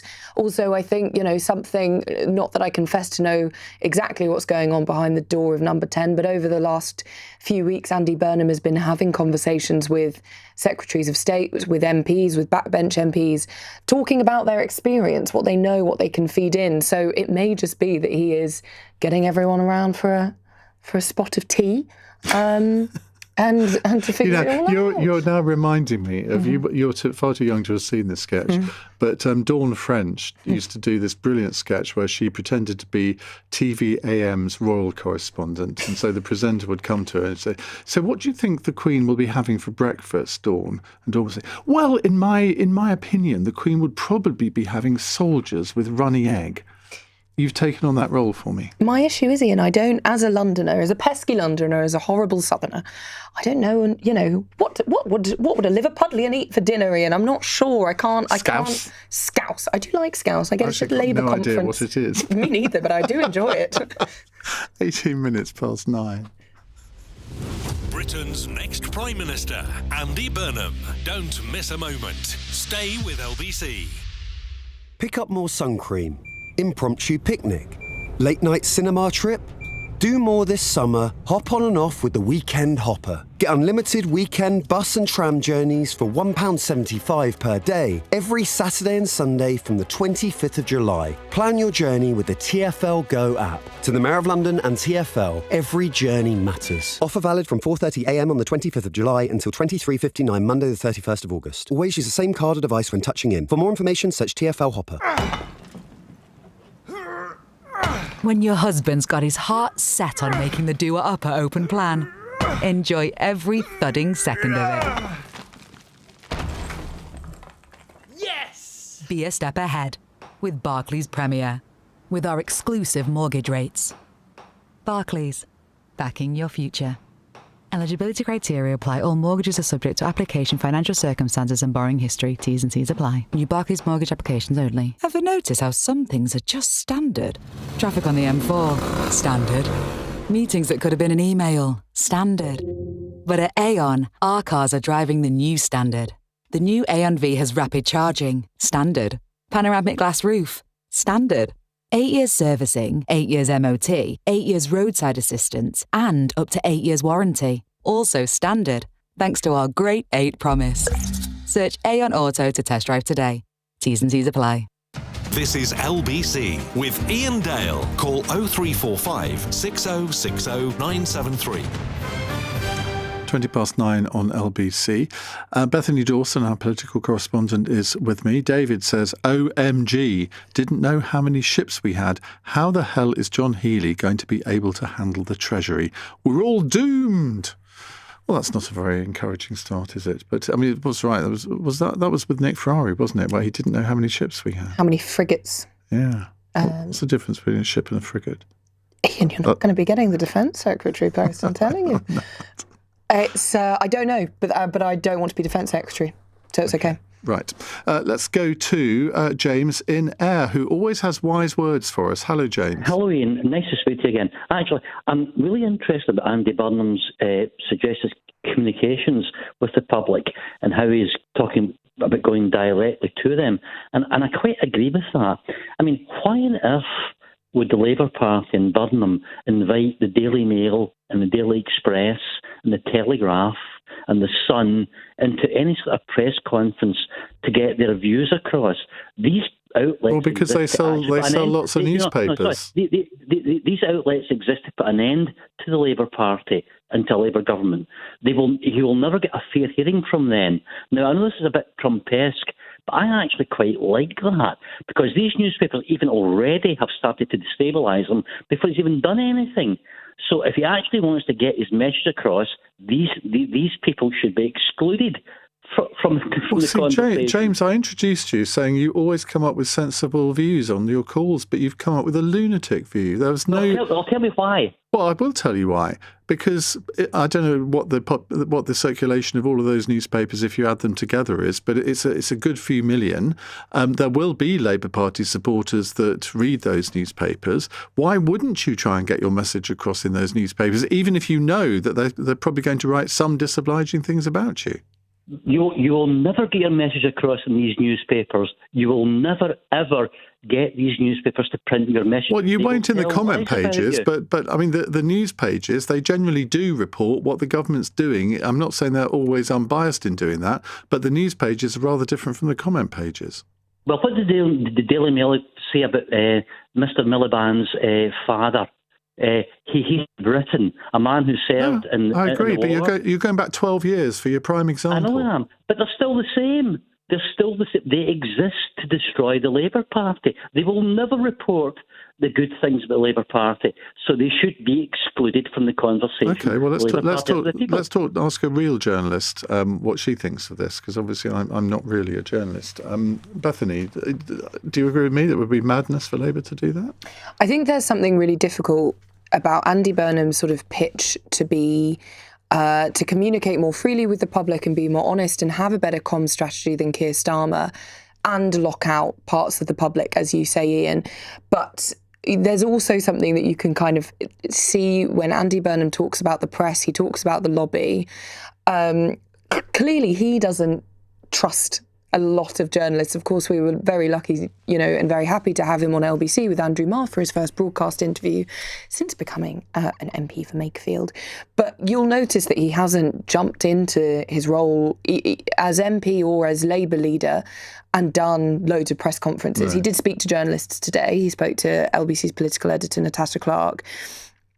But there is going to be a fine balance. And I think one thing that will be interesting to kind of look at when it comes to his media strategy is if he can navigate the balance of speaking directly to the public, which he obviously wants to do, and then navigating journalists, because we are, maybe an unfortunate reality, but we are a reality. We are, the media exists for a reason. And he is going to have to figure out how to sort of do it in his own way, but not ignore mass swathes of the public, many of whom he's going to want to vote for him. But James, do you think that Andy Burnham should do interviews with LBC? Yes, because I think LBC is a fair and balanced political channel, as I think you are, Iain. You're of the right, but you're fair and balanced of the right. There is no chance with the Daily Mail and the Daily Express and Telegraph. There's just no chance with getting your view across. In fact, as a journalist, I would ask you a question. Which one of these three newspapers do you think is going to pitch for reform in the next election? Because that's where these newspapers are going. There is no way that Mr. Burnham will get his view across to these newspapers. Well, I think the Express is certainly heading in that direction if they haven't already arrived in it. I'm not so sure about the Mail. But look, we're 3 years out probably from a general election. Yeah. And, I mean, the opinion polls, I would almost guarantee you in 6 months' time are going to look very, very different from what they do today. If I may on that, actually, there was a Survation poll last week that saw Reform and Labour and the Conservatives all neck and neck with Labour leading, I think, in that poll. So it's already changing a little bit. My prediction, and it's only a prediction, is that within the next 6 months, maybe by the end of the year, we'll have Labour in first place in the polls. If Burnham does get some sort of honeymoon bounce, I think the Conservatives are going to be second, and I think Reform are going to be third. Because the reason I say that, it's not wishful thinking on my part, but if you look at the direction of travel in the polls, Reform are on a downward graph. They've gone from 30 to 32 to now sort of 23, 24, 25. Labour were 16, 17, 18. They're now 19, 20, 21. And the Conservatives have been the same, 16, 17, 18, now 19, 20, 21. So, again, look at the way the graphs are going. Now, they can change. Events can change those. But I don't think it is a given that the polls are going to change, are going to stay how they are. James, thank you very much. Some more people coming up Downing Street. Now, Sir Chris Bryant, he's been seen going into Downing Street. Ellie Reeves, the sister of Rachel Reeves. What was she? Solicitor General? Solicitor General. Yeah. And we've already mentioned Heidi Alexander. So there is a bit of a queue in number 10 at the moment. We've also just seen Alan Campbell go in, who is Leader of the House of Commons and was Chief Whip until Jonathan Reynolds took his post in October last year. And he would have been an easy one to get rid of, wouldn't he? So that would indicate that he's either staying in his role as Leader of the House or might be going back to Chief Whip. I can't really see him doing anything else. So I've spoken to a number of MPs in the last few weeks who have said they would like Alan Campbell to return to that post. He was pushed out of the job of Chief Whip, they say, after the welfare sort of, what would we call it, debacle. Mess up. I think my word's better than yours. Sure, you win. After not essentially being able, in number 10's eyes, to corral MPs and get them to get in line. But there was, from the opinions of MPs, a much fairer, nicer whipping operation under Alan Campbell. We have breaking news that Angela Rayner has a new job. She's going back to the Ministry of Housing and Local Government, but not, we understand, as Deputy Prime Minister. Is that right? I think, to me, that's a good appointment. Yep. We've got Angela Rayner as the Housing Secretary. Jonathan Reynolds is back also as Business Secretary. Lucy Powell has gone to be the Education Secretary. Oh. And Annalise Midgley is going to be the Chief Whip. Please ignore everything I just said completely. Don't you just love live radio? Just scrap it. Annalise Midgley is going to be the Chief Whip. She, many of our listeners may not know Annalise Midgley. She has been a key Burnham supporter and will be going into this role, again, corralling MPs. And that, I frankly had never heard of Annalise Midgley until Andy Burnham sort of ran for the by-election. But it is important for a Prime Minister to have a key ally as Chief Whip. And also, it'll be interesting to see who's going to be the new chair of the Labour Party, because you want a key ally in that role as well. Anna Turley is the current chair, so we'll see who he appoints to that. But still sort of quite a few appointments to go, so do stay tuned. 0345 6060 973. Michael's in Rains Park. Michael, hello. Good evening there, Ian. It was a pleasure to see you in action at the Richmond Theatre on Saturday evening. I looked good in a sort of doing my ballet, didn't I? Absolutely. Although it was a pretty terrifying evening with General Sir Richard Barron. Yes, he put the fear of God in the audience, didn't he? Anyway, what have you found to say, Michael, about Andy Burnham? Well, I think today's events have marked a definite shift to the left. And he's got John Healey in the Chancellor position. Well, he's not a left-winger. Yeah, well, so the promise is of guns with John Healey, but with butter also in with the rest of his cabinet, and he's promising hope and all the rest of it. And I just can't see this lasting. I can't see him holding this whole thing together, because I think the Labour backbenchers are going to rip it all apart in quite short order. Well, I think that your point about it being left-wing, I mean, I'm looking down the appointments so far, and I can't really see an out-and-out left-winger among them, if I'm honest. I think this is definitely a more left-wing cabinet than the Starmer cabinet. I mean, I would put people like Peter Kyle, Jonathan Reynolds as more on the right wing in the Labour Party, and I think that they're not going to be able to govern from a centrist position now. OK, well, we will soon see. Michael, thank you very much. Now, here's an interesting one. Bridget Phillipson is no longer Education Secretary, but she remains Women's and Equalities Minister, but that's her only job. Now, what do you make of that? I have a very specific thought on that, Ian. You will remember that a couple of weeks ago, the Women's Parliamentary Labour Party wrote to Andy Burnham to ask for a list of demands, one of them being that 50% of ministers were women. One of the demands was that job, the Women's and Equalities Minister, was a standalone role. Traditionally, it's combined with another job. Bridget Phillipson, of course, did it as Education Secretary. Now, that letter demanded that the Women's and Equalities Minister attended Cabinet. If that happens, we can see Andy Burnham read the letter. Yeah. He listened to all our reporting. That is a real demotion for Bridget Phillipson. I mean, she was seen as a key ally of Keir She was Starmer. A very senior key ally of Keir Starmer. I must admit, I'm slightly surprised that she hasn't walked. I think there are certainly people that have walked today. I mean, it was reported that Rachel Reeves was offered a big job and did not take it. Defense. Whether that means that she only wanted to be Chancellor or she just wasn't impressed with the brief she was offered is something we're going to have to ask lots of questions about and find out over the next few days. But that is a demotion for Bridget Phillipson, even if she does attend cabinet. I think there is a point of, there is an almost air today of sort of the day after a general election, it's all.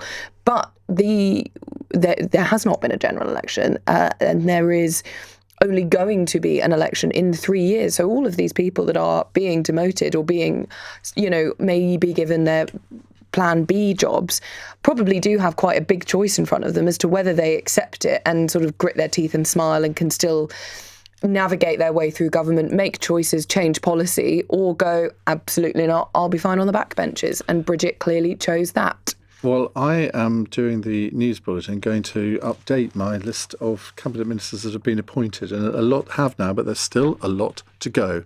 Remember that Tony Blair phrase, a lot done, a lot to do. It's 9:33 on LBC. It's Iain Dale and Bethany Dawson with you on LBC. Let's get the news headlines from Matt Hewitt. In the last few minutes, we've heard Angela Rayner's returning to her old job as Housing Secretary. Another new appointment by the new Prime Minister, Andy Burnham. Lucy Powell as Education Secretary in place of Bridget Phillipson, whose Women and Equalities brief remains. John Healey's been named Chancellor. Ed Miliband becomes Foreign Secretary. And Yvette Cooper goes to Health. Shabana Mahmood stays on in her Home brief. In other news, following the killing of Anne Widdecombe, 28-year-old Joshua Kerry from Rotherham will appear in court tomorrow, charged with murder. And Alan Shearer's paid tribute to what he's called my hero, my manager, my friend, Kevin Keegan, following the former Newcastle and England manager's death, aged 75. LBC weather, cloudy in the north tonight with some drizzle, lows of 9 to 15 degrees. Sunny spells for many tomorrow with light showers on northern coasts and highs of 14 to 27 Celsius. Britain's next Prime Minister, Andy Burnham. Don't miss a moment. Stay with LBC. Nothing beats a Jet2 holiday. So who's ready for the best summer yet? Unwind in your choice of 4- and 5-star hotels in over 75 destinations like Kos, Lake Garda and Gran Canaria. Plus, you'll get 22 kilograms of baggage included. Book now and save £200 per couple. Jet2 Holidays. Package holidays you can trust. After National Protected. Subject to availability and conditions. Guys, gals and non-binary pals, we're Copperfield, the breast cancer awareness charity. This is your reminder to check your chest. Learn how at copperfield.org. The Big Arch just got bacon. More smokiness, more crispiness, more deliciousness. With juicy beef, cheddar cheese and that Big Arch sauce. Now topped with crispy bacon. The Big Arch just got bacon. Until 28th of September 2026, served from 11 a.m, subject to availability. In a world full of noise and uncertainty, IG is the investment platform that backs you. Forget the dubious tips from that guy down the pub. Get real-time insights, analysis and tools. No more fat cat brokers clawing your gains. Pay zero commission on your investments. Switch to a platform trusted by British investors for over 50 years. IG. Trade, invest, progress. Your capital's at risk. Other fees may apply. Iain Dale. Text 84850. This is LBC. 9:36. Emma Reynolds stays as Environment Secretary. She was the one that did that disastrous interview with Nick Ferrari. Do you remember that, Bethany, where she didn't know where the Lower Thames crossing was? She didn't know how long it was. She didn't know how much it was going to cost. It was one of those moments. Matthew Pennycook, who I think I'm right in saying is Minister of State for Housing. Have I got that right? Yes, Housing and Planning. He's now walking up. He's just gone into Downing Street as well. Now, we're going to come back to this in just a minute, but can I just make a little comment on something that you heard there in the news bulletin about the death of Kevin Keegan, who, for my generation, he was the Jude Bellingham of his day. I say that for the benefit of younger listeners. He joined Liverpool from Scunthorpe, I think in 1973, something around then anyway, and was an absolutely fantastic player for Liverpool. He became an absolute style icon with his permed hair. Everybody wanted hair like Kevin Keegan. I mean, looking back now, possibly Bethany, well, actually, you've got touch of the Kevin Keegans about you, if I may say so. That's a compliment, by the way. No, thank you. And he was the face of Brute Aftershave. I think he succeeded Henry Cooper. And then in around 1980, he moved to Hamburg and became the biggest star in German football. And believe me, in those days, there were lots of stars in German football. Had a hugely successful career with them, and then came back to have a sort of autumn career in England with Southampton and Newcastle. Then, of course, became a manager, hugely successful manager. Everyone loved watching a Kevin Keegan team because it was incredibly entertaining. And we'll all remember that moment when Newcastle, it looked as if they were going to win the title under his management. And then they played Liverpool, and Alex Ferguson indulged in some very, very good mind games against Kevin Keegan, and I'm afraid he absolutely lost it in a post-match interview or pre-match interview, and sort of ranted into the camera, "I'd love it. I'd just love it if we beat them." Just to get back at Alex Ferguson. He then became England manager for an all too brief period, it has to be said, and it wasn't a massive success. And that was really, I suppose, when his managerial career came to an end, I think. But he will be somebody that my generation remembers very, very fondly. And it's very sad that he's died today at the age of 76. I got my years a bit wrong there. Chris is just telling me. He joined Liverpool in 1971, moved to Hamburg in 1977, moved back to England to Southampton in 1980, and managed Newcastle from 1992 to 97, and returned briefly in 2008. Oh, and he was also Manchester City manager in 2001 to 2005. I must admit I'd forgotten that one. But a very great man. I interviewed him on my book club podcast a few years ago, and I just found him to be the most genuine person. He was, you know, when you meet a famous person sometimes, you hope they're going to be what you want them to be. Well, he was. Absolutely. And I really enjoyed meeting him. We're going to put that interview out on my All Talk podcast tomorrow. So look out for that, because he was a very great man. Now, we had a significant update earlier this evening in the investigation into the murder of Anne Widdecombe. A 28-year-old man called Joshua Kerry has been charged with her murder after he was arrested at an address in Rotherham. LBC's reporter Joseph Draper has the details. Well, Anne Widdecombe was an iconic figure in British politics and entertainment, and her sudden death earlier this month shocked many. The 78-year-old Reform spokeswoman and former Conservative minister was found at her remote Dartmoor home with significant injuries, with investigators saying she had been attacked almost 24 hours earlier. On Monday, almost 2 weeks after her death, head of counter-terror policing Lawrence Taylor gave this significant update from the steps of New Scotland Yard. The impact she had on political and political life in this country has been clear to see since her death on the 8th of July. I hope some of the tributes paid over the last week have been of comfort to her family, who are also being supported by our specialist family liaison officers.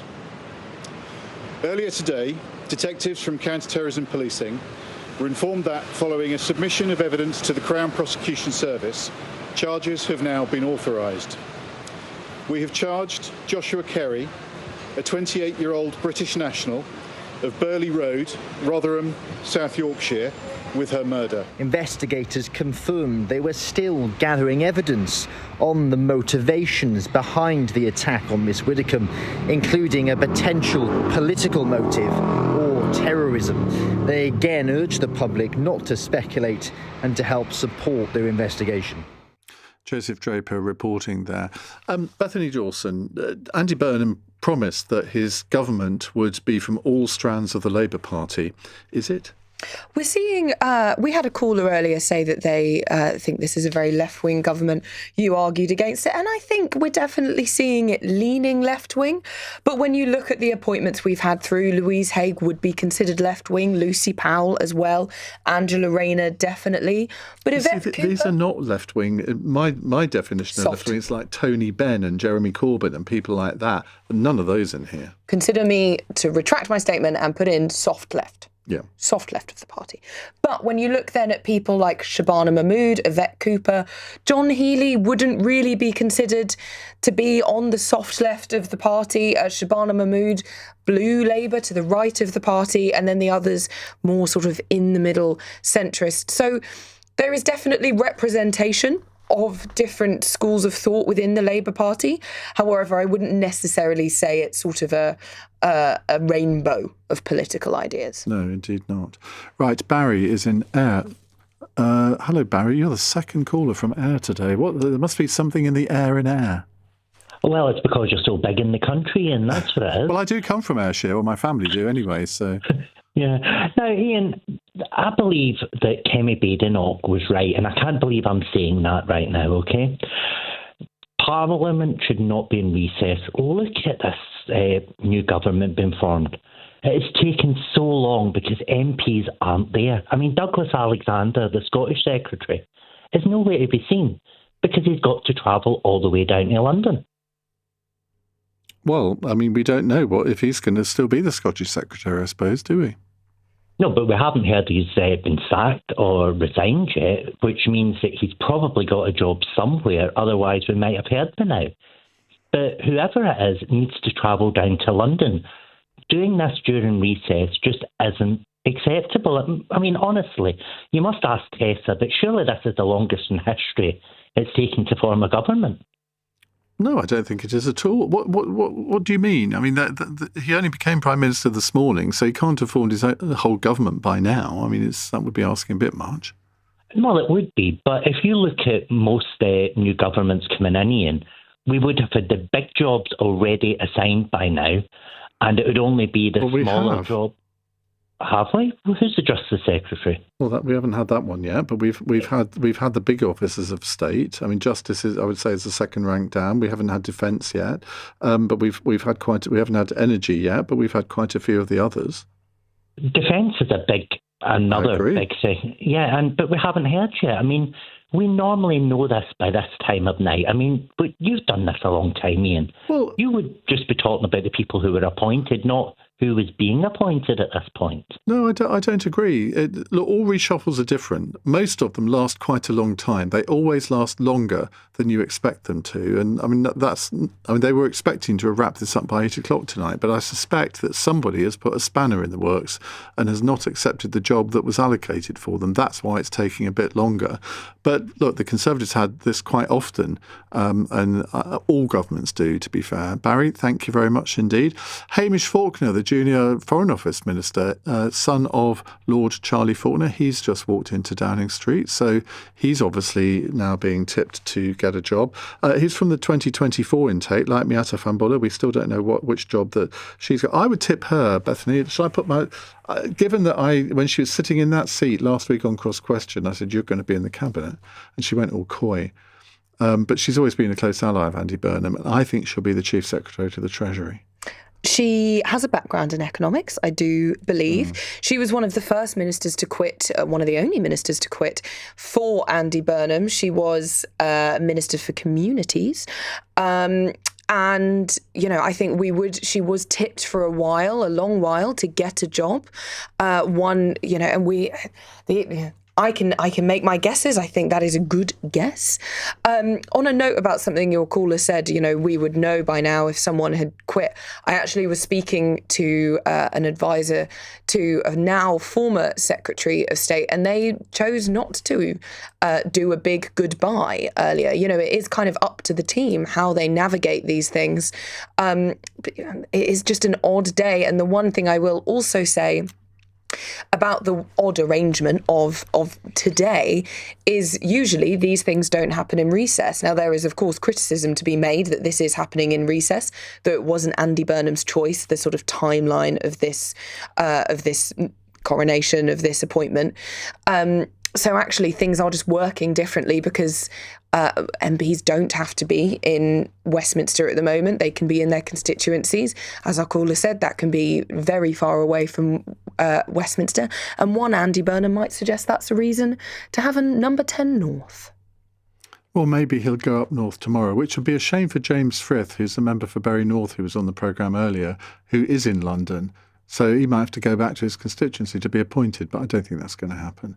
Now, can my texter here, Hugo, inform you what a frigate is? He says, can you tell Iain Dale? Actually, what you should be doing is telling Bethany Dawson. She was the one that didn't know. A frigate, actually nor did I, is a medium-sized warship for escort, anti-submarines operations and patrol duties. They are smaller and more specialised than large ships, brackets, destroyers. I have always said that destroyers are not specialised enough. I'm sure you have. 9:47. Coming up at 10 on LBC, Ben Kentish. Andy Burnham vows this time will be different as he becomes our 7th Prime Minister in 10 years. What do you think of the start he's made? Plus, we'll have the very latest as his cabinet appointments continue.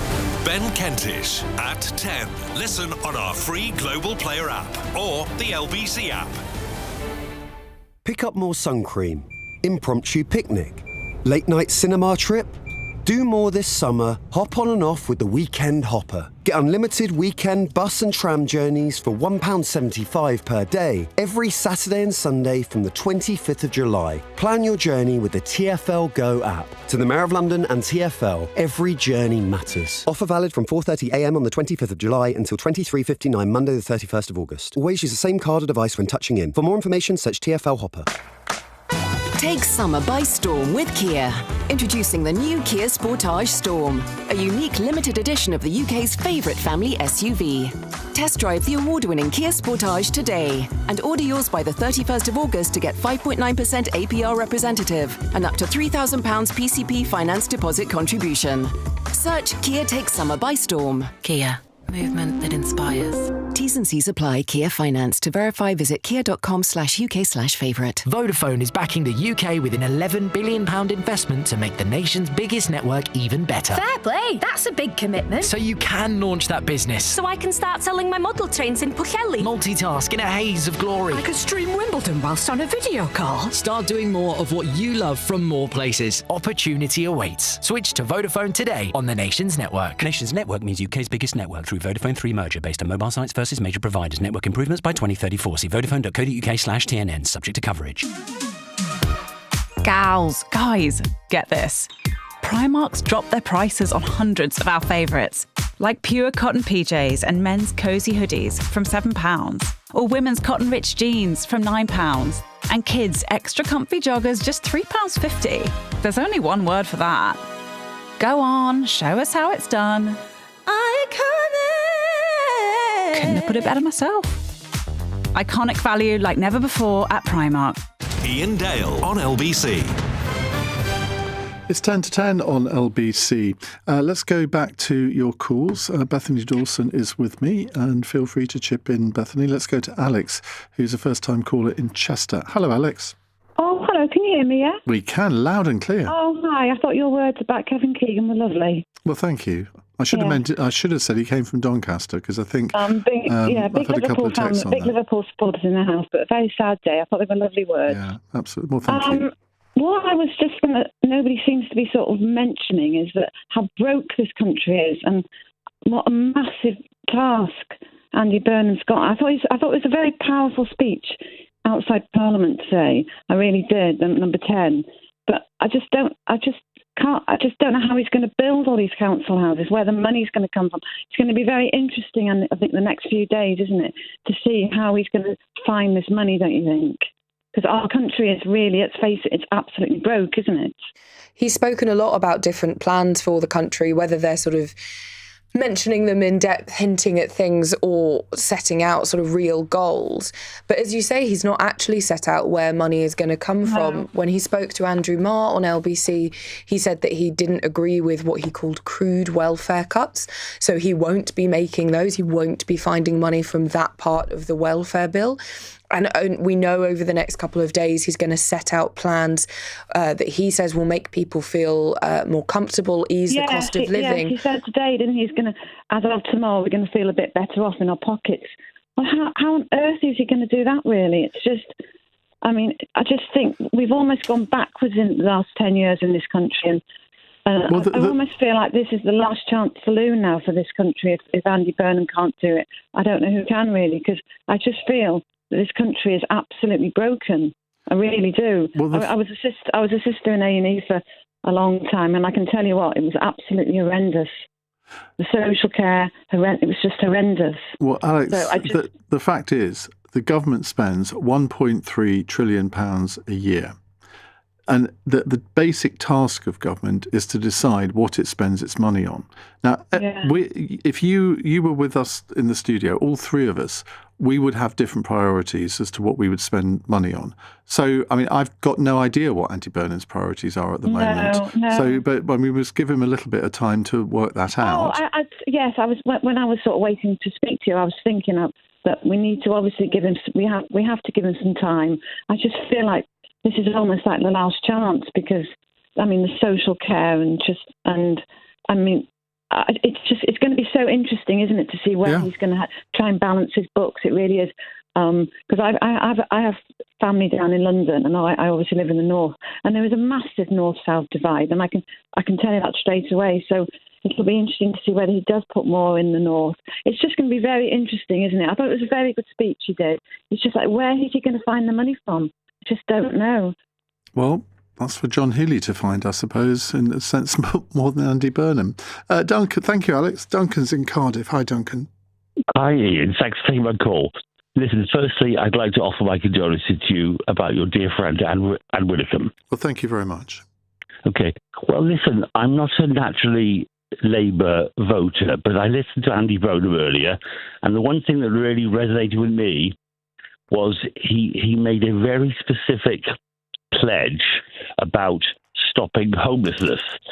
Now, I live in Cardiff, and 2 or 3 times a week, I wander across town, and Cardiff city centre is, well, I just come across people who are homeless, and I find it really, really distressing. I speak to some of them, and honestly, Ian, if Andy Burnham truly can grasp the nettle on homelessness, I don't quite know how he would do it, the specifics. But for me, saying that on the streets of Downing Street, really, because Ian,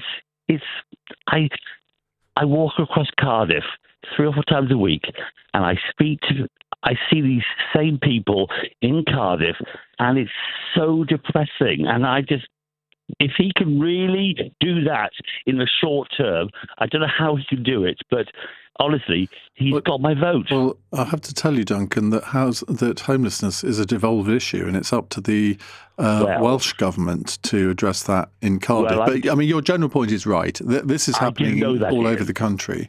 So, and obviously, I see it in London quite a lot.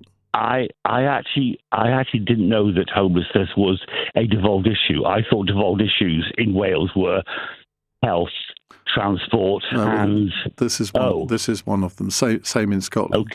Okay. Well, look, but the fact that he said on the steps of Downing Street. Yeah, no, I agree with that. However, if you look at his record in Manchester, which he committed himself to doing the same when he became mayor of Manchester to eliminate rough sleeping. Now, the different organisations have different figures here, and I gave some figures last week, which I mean I still think were accurate, but they have been challenged, and a different organisation has come up with different ones. And when he took over as mayor, I haven't got the figures in front of me, but there was something like 100 people sleeping rough each night. And in 2024, the figure was much higher than that. So he didn't solve it in Manchester. Right. So I'm very open to hearing what his policies are for solving it, because I think all of us we feel sort of quite uncomfortable when we come across people who are sleeping rough. No one wants to see that, because it is an indication of a problem in society. Duncan, thank you very much indeed. Let's go to Rob, who's a first-time caller in Northolt. Hello, Rob. Hey, Ian. Hi. I absolutely love you. Right. I have your Margaret Thatcher book. Fantastic. But I wanted to draw on the historical parallels of Andy Burnham. Right. I believe that Keir did his best, but it was like he came in 2024, like it was 1974, like Howard Wilson. He was knackered. It was from a different area. He'd been out of politics, mainstream politics for a long time. And I believe that Andy Burnham is a great communicator, but I believe that Andy Burnham's just done a Ted Heath in 1970. We just need to wait and see, and he just needs to actually do it, He just needs to actually... I don't get the comparison with Ted Heath. Well, no, because Ted Heath came in 1970, because, he didn't think he was going to win it. And, everyone was really, really, really happy, that he got in. But, But he didn't live up to the promises that he made in the 1970 election, did he? And then conducted a series of U-turns, and we all know what happened then. Yes, but the point I'm making, my dear, is the fact that I don't want that to happen again. Populism is great. Everyone's happy that they've got a new Prime Minister and all this, and a much better communicator. Nothing against Keir, because he's in a different area. He was a lawyer. So, of course, he's stuck to his brief. Well, as you will know from, I think, an anecdote in one of my Thatcher books, she once said about Bill Clinton, he is a great communicator. The trouble is he has nothing to communicate. Let's hope Andy Burnham is different from that. Bethany, have you enjoyed being with us for the last hour? I have. One thing that I did fail to mention, I will do it very, very quickly. Very quickly. Is within this whole sort of reshuffle new cabinet, the Department for Science has been moved into the Department for Business. Yeah. So Liz Kendall, no longer Science Secretary, because we don't have one anymore. But there's going to be an AI Secretary, apparently.